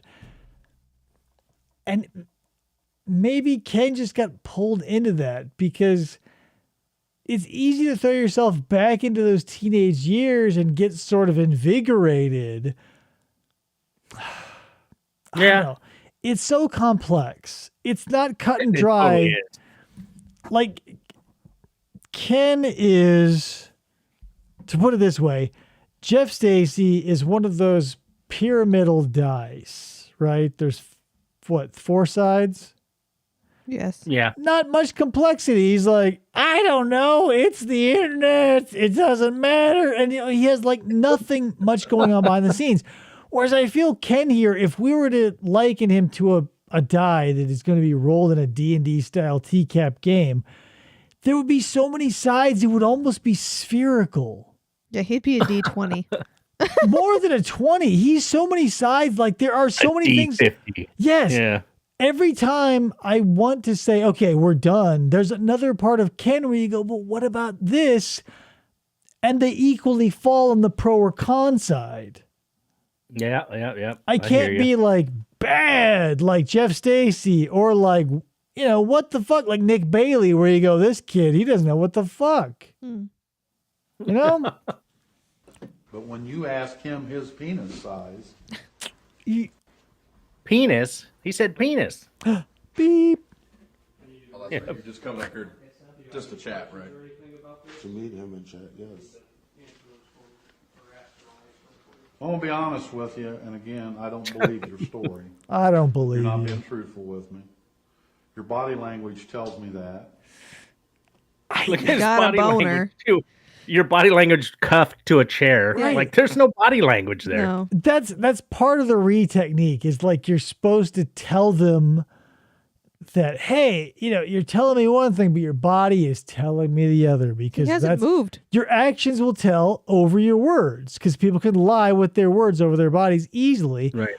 But Ken is sitting here cool as a cucumber. If he were not handcuffed, I'd swear he was waiting for a bus.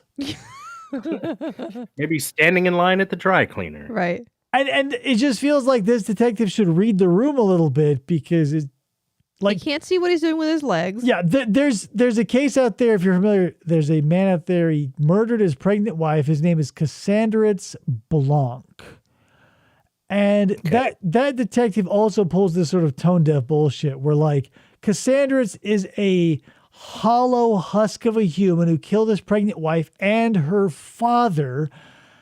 And in the 11th hour of the interrogation, the detective, like, in an attempt to throw everything in the wall, goes like, hey, man, you're remorseful. I can tell. And then there's a long silence, and he goes, you're eating cookies. Real murderers don't eat cookies. And meanwhile, this fucking absolute psychopath is on his third Coke and second package of Famous Amos cookies because he's a fucking waste. Right. But you've got to be like, if you're trying everything, be like, hey, your body language is telling me you're sorry. What about Ken here is saying anything? I know, exactly. It's true, Duncan. Maybe he is kicking the detective under the table. Oh, yeah. You think they're playing footsie? I'm being 100% truthful with you. He's Morse coding I'm sorry on the toes under there. For tonight. That's just the way it is. It's a good song. And I'm sorry that you don't believe that. Just but the way it is. I'm not like some of the other people that you may pick up on there. Isn't that funny how they all say that? Every predator is a shining beacon of hope that not everybody who shows up to have sex with a child is a pervert. Hey, but he's a 3, so he's getting there. It's interesting. It's like that famous survey that People Magazine did where, like, you ask the public and you're like, 73% of the public is pretty sure that Mother Teresa is getting into heaven. But 100% of people surveyed think they're getting in. Yeah, Not having right. fed a single starving child, you worthless fucks. The human comma says. Let me tell you The how human similar comma. your conversation is with other people on the internet chatting with kids that are this age. It's very similar. On. Okay? It's very similar. Okay. You're the 9th person tonight that we've arrested for this. I know that. You can hear the one guy I- behind us. Yeah, I mean, you hear this motherfucker? They're talking about juries over here, Ken. Like, thank God you're not that asshole. Now, I'm just giving you an example. This is not someone your And then age. this phone alarm Yeah, goes there's someone's off in like a phone. minute. My age, Time to they take your think pills. that I'm going to do anything. This is something that persists to present day. Like, I'm sure by now it's died out of movie theaters. Like, it's probably so rare as to be like, what the fuck? It's an alien experience.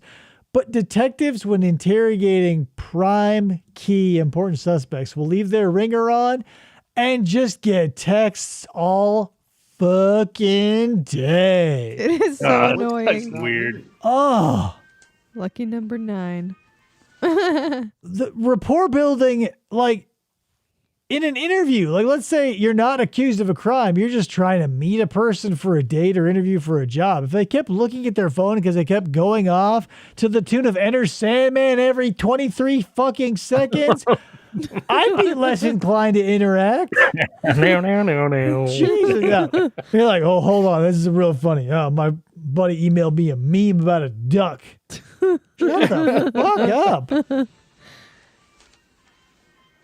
So you ask somebody repeatedly. I do miss the days of and then you chirp just show tone, up at their though. house and just say, I just want to talk. That was, Yeah, that was I miss just a ringback tones. conversation. Yeah. That What do you think is pinned to that corkboard back there? Fuck ton of the same thing. That was not even when we had decided. If I to ask meet. you if you're horny, what does that mean to you? He's in a If sex I ask Hey, you Joe. if you're What's up, horny, Joe? what does that mean to you? to me. Hey, Joe. It's an everyday thing for me. What? That's not a Okay, yeah. answer. Here, it's so fucking frustrating. I deal with people that aren't criminals who act like this on a fucking daily basis, where you ask them a straightforward question that doesn't seem to have a lot of stakes and would be pretty straightforward. Here we go. Ken, if I ask you if you're horny, what's up with that? And you go, well, he was, that's not how that answer starts. Oh yeah, no, no, you're right. This is a common interview issue with the predators, man. It's like, well, he did first. Yeah, Or, it's he was in a gay chat room. Well, it doesn't make it any better. it's consistent across all true crime, and the levels will depend on the criminal. It like if you're a Dragon Ball Z fan, like when they got the little thing in the early season, you go, oh my god, it's like 9,000. Like some fucking criminals can deflect in such a way that even the detective forgets the question he asked. I mean, Yeah. Ken's not that skillful. He's like, well, I would have just, and he's like, no. Even here, if he was It's horny, an everyday and you thing. say, I wish you lived closer. Every day I'm horny, detective. Joe watched the thing for the first time. Congratulations. He was an hour away. 40 years too You late. know, during the whole conversation, I mean, you're looking at those two lines. No, I'm looking at more than 2 lines. Well, I'm just saying though. bunch of All we're pages doing here, is picking Ken. out certain excerpts from this Right, and trying about to- your conversation that shows that you had sexually explicit conversation with him. I did, and I won't deny that. But that doesn't. This argument, like, I get the fundamental workings of it, right? Because the argument is essentially this, like, hey, I had this white bucket of paint, right? Me and this kid's conversation was this white bucket of paint. And there was just a few drops of red, which is the sexually explicit conversation about his dick and balls. And that's what made it into the white paint. And now you have a nice pink, it's a beautiful color, but you can't be like, well, it's mostly white. It's flamingo pink.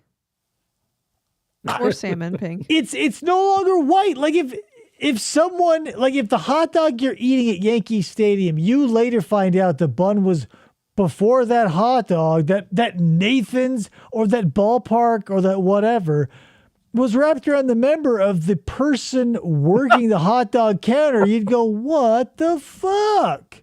It was only for a second, though. Yeah, just for a second. There are some instances where any amount of adulteration is unacceptable. And when it comes to children, talking about their genitals is that.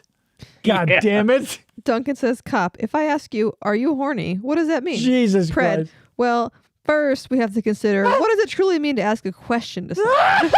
Oh, yeah, okay, It's Bill amazing Clinton. how many of these garden variety predators turn into world-renowned philosophers when across the table of a detective. Doesn't mean you're to have sex with him.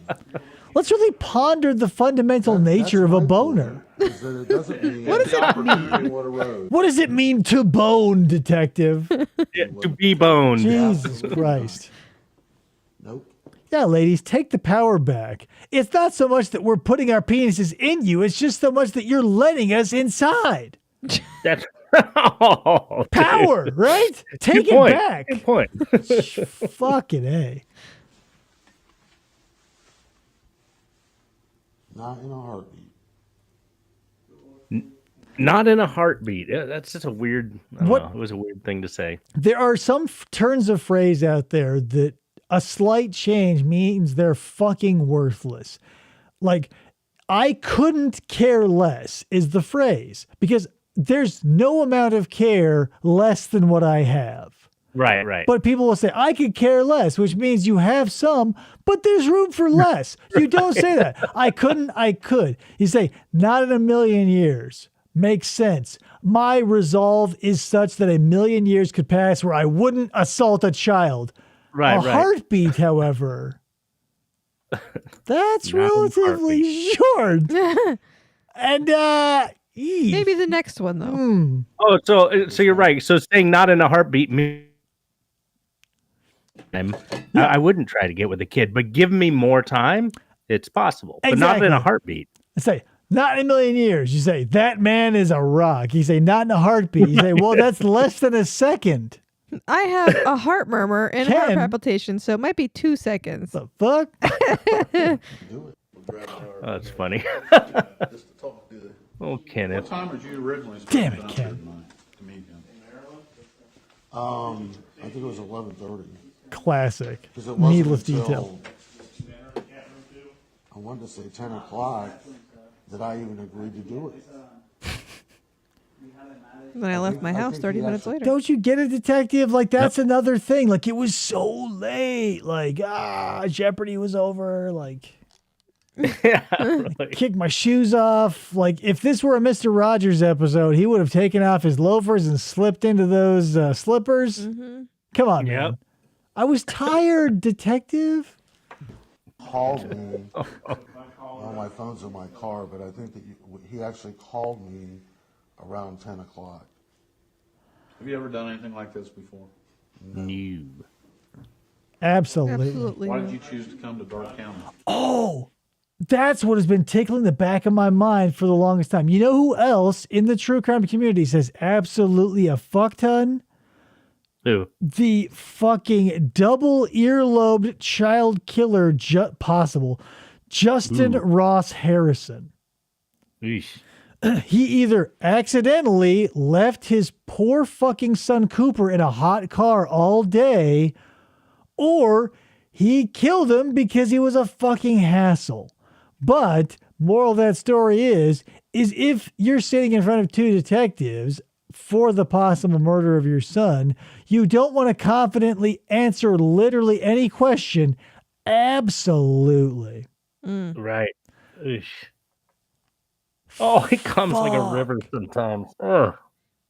What? That's where he was at. Did you tell anybody you were coming here other than who you came to visit? No. Just the one. I was going to try this one, maybe branch out. That's what you tell everybody in your chats. That's another thing I think is Where do you work at? I'm of two minds about. The concept of intent. I don't, sorry, Stephen GC, but a thought crime does sometimes cross into reality.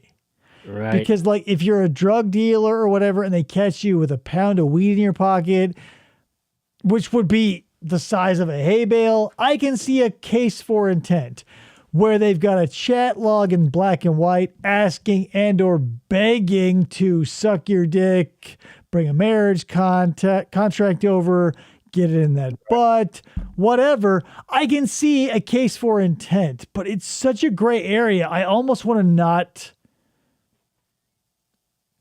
entertain it as a legal concept, Yeah.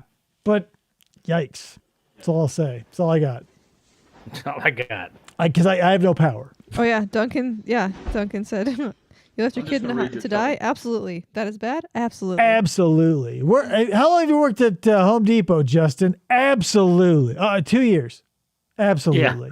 Fucking All that lines of dude. this because I want you to get the drift where I'm coming from, okay? Jungle Mania. So do you a lot? Oh, boy. Yeah, sometimes like a river. Oh boy, do you? Jungle Mania, cool. Jungle Mania, oh yes. Oh boy, cool. Hey, would it be okay if I called you quick while I can? That was Jungle Mania on the phone? Oh boy. How else, Ken? Like, this is beyond even like, oh, that's just grandma not understanding Twitter.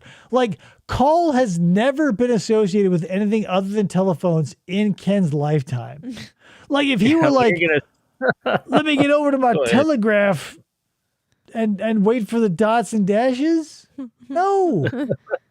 Ken, it's 2006 and you're in your 40s. Yeah, oh boy. Yeah, if that's okay with you.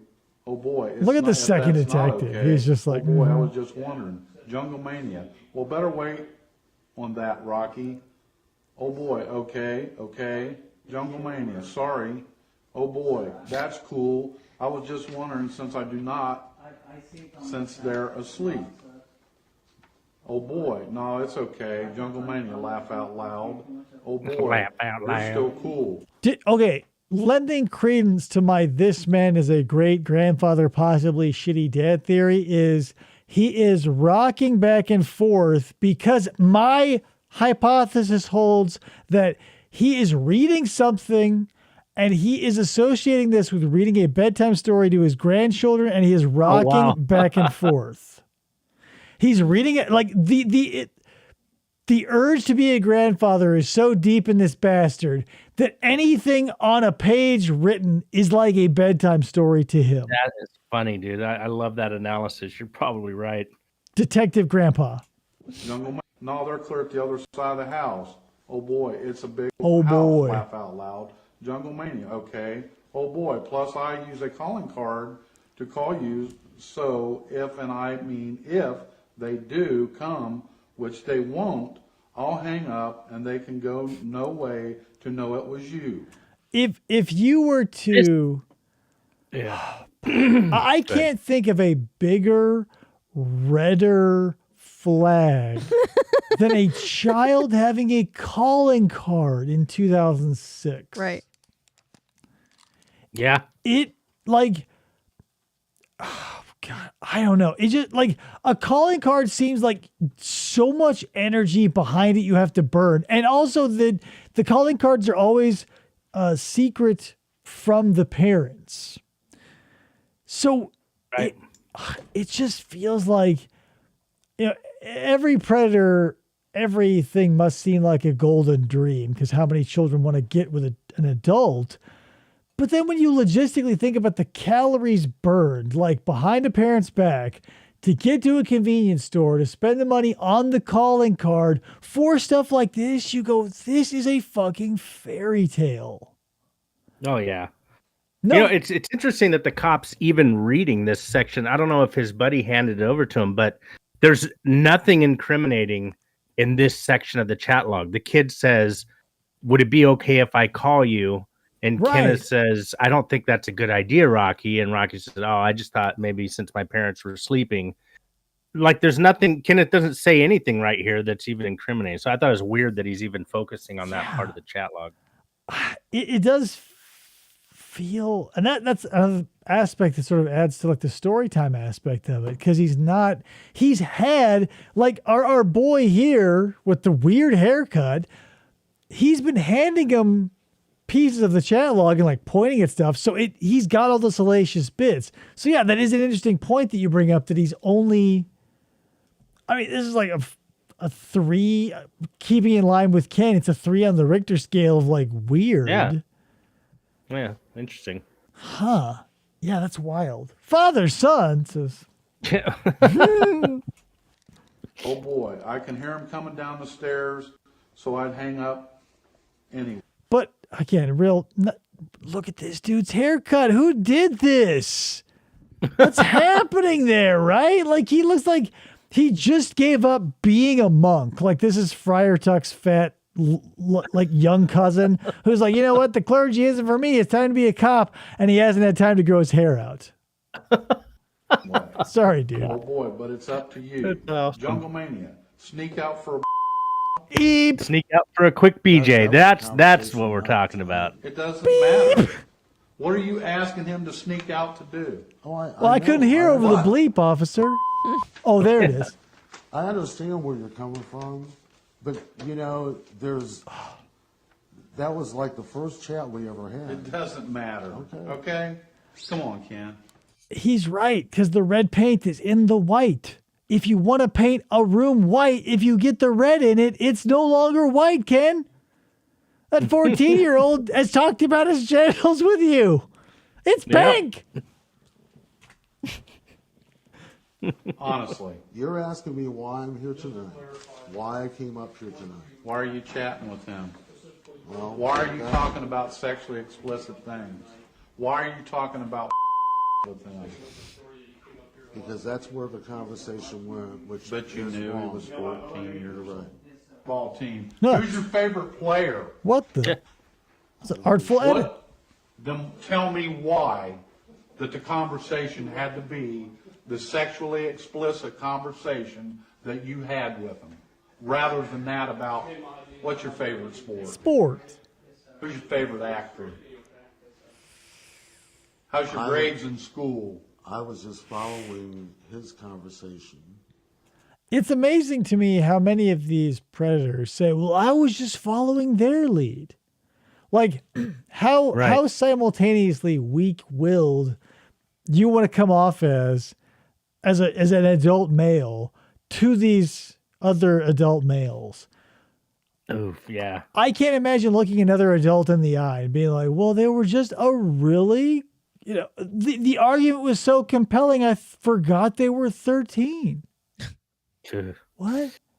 No, it's as bad as having them read your best game when you're trying to entice a kid. Your best game is, like, you ever do anal? Like, oh, dude, you just want to crawl up and die at that point. Well, and some people do. Ernest Timmons, for example, just said, you know what, I'm out of here. That could be another. My medicine. Yeah.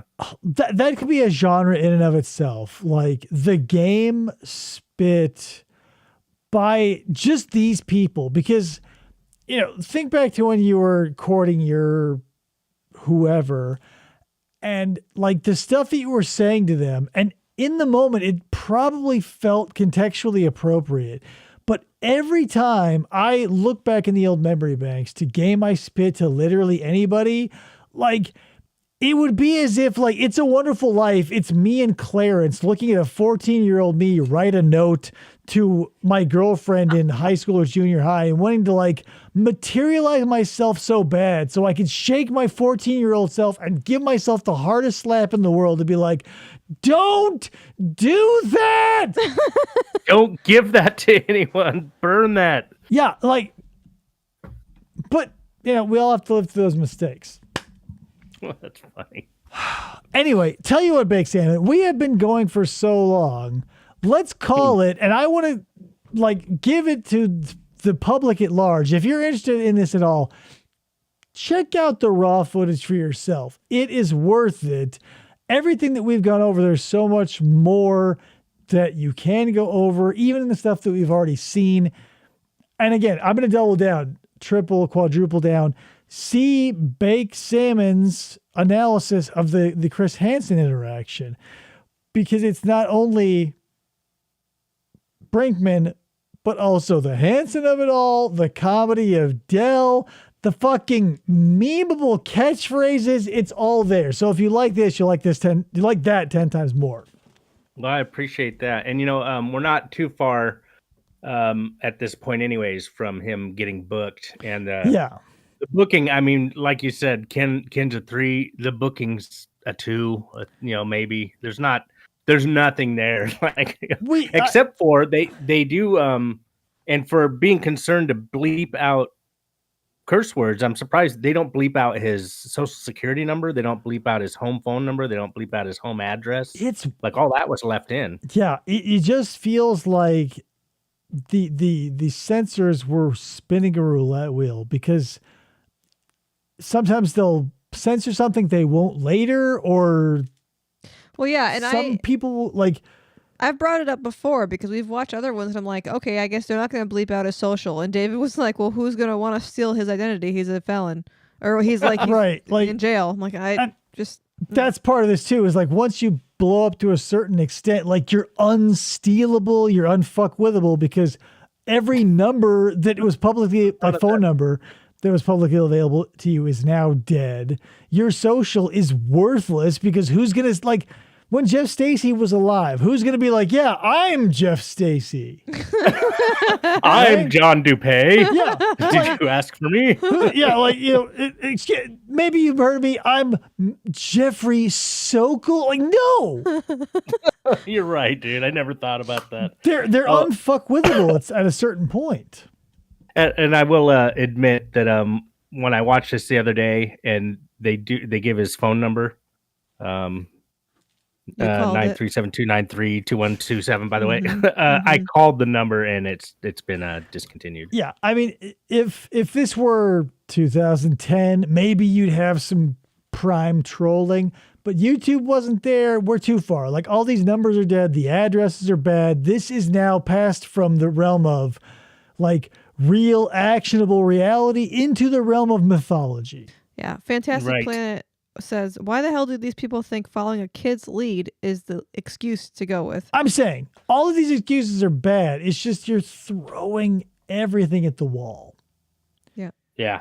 Yep. And you're not stopping to think like, oh, it might be acceptable to throw spaghetti at the wall, for instance, but dog shit, you might not want to. But in a high stress situation, Ken's not looking into the bag before he throws. Right. And like you said about you're looking at your 14-year-old self with Clarence, I'm sure if Ken was, watching this footage with Clarence, he would want to grab himself by the blue collar and smack himself around too. Like, why did you wear that necklace? Older Ken be like, the Joker's on a date, man.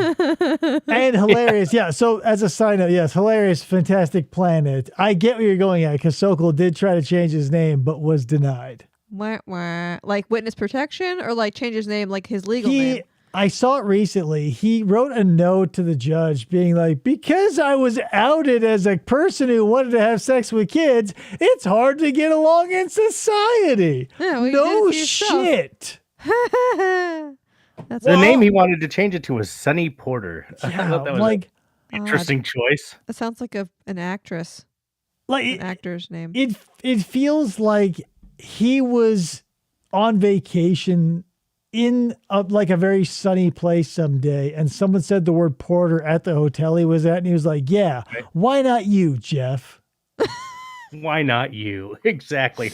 And you know what? Bless whoever found that information, because I know there's documents to back it up that that's what he was trying to do. Yeah. But it's the beauty of TCAP is I can understand people falling out of it, and just being like, oh, it's just boring now. There's nothing. But the fact that there's still people out there that are still keeping track of all these dudes to the point where Jeff Sokol applies to change his name, that we know what name he tried to change it to. I just think that's glorious. Yeah. I love and it. My heart of hearts tells me Mike Manzi is that dude at PetSmart or Petco, wherever. That's got to be him. And low-key recommendation, that whatever, I think it's called Take a Seat or whatever with Chris Hansen on True Blue. Mm-hmm. For what it is, it's not shitty. Oh, I haven't even seen it yet. I've seen somebody review one episode. There's a few episodes out there not behind a paywall, and I think that the dude, like the detective or the chief behind the ghost unit that constantly welcomes Chris into the fold, I think he's a great character. I don't think he's an outstanding character, but he's definitely interesting to look at.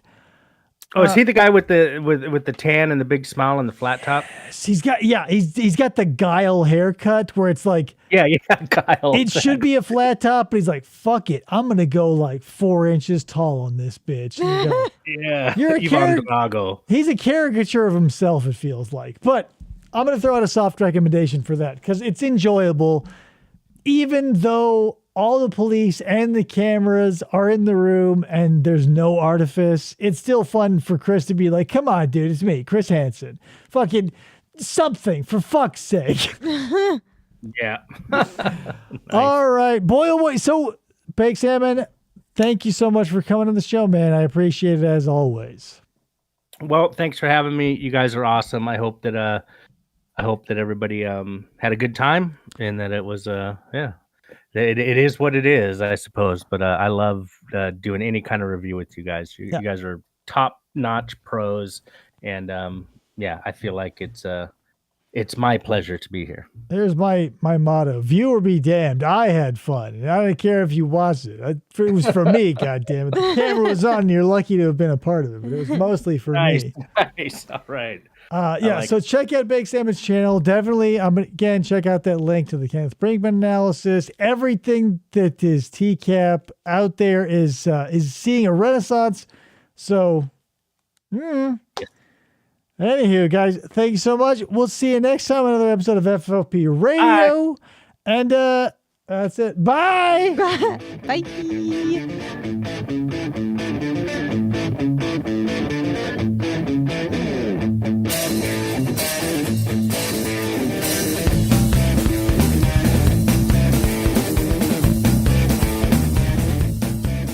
For the try to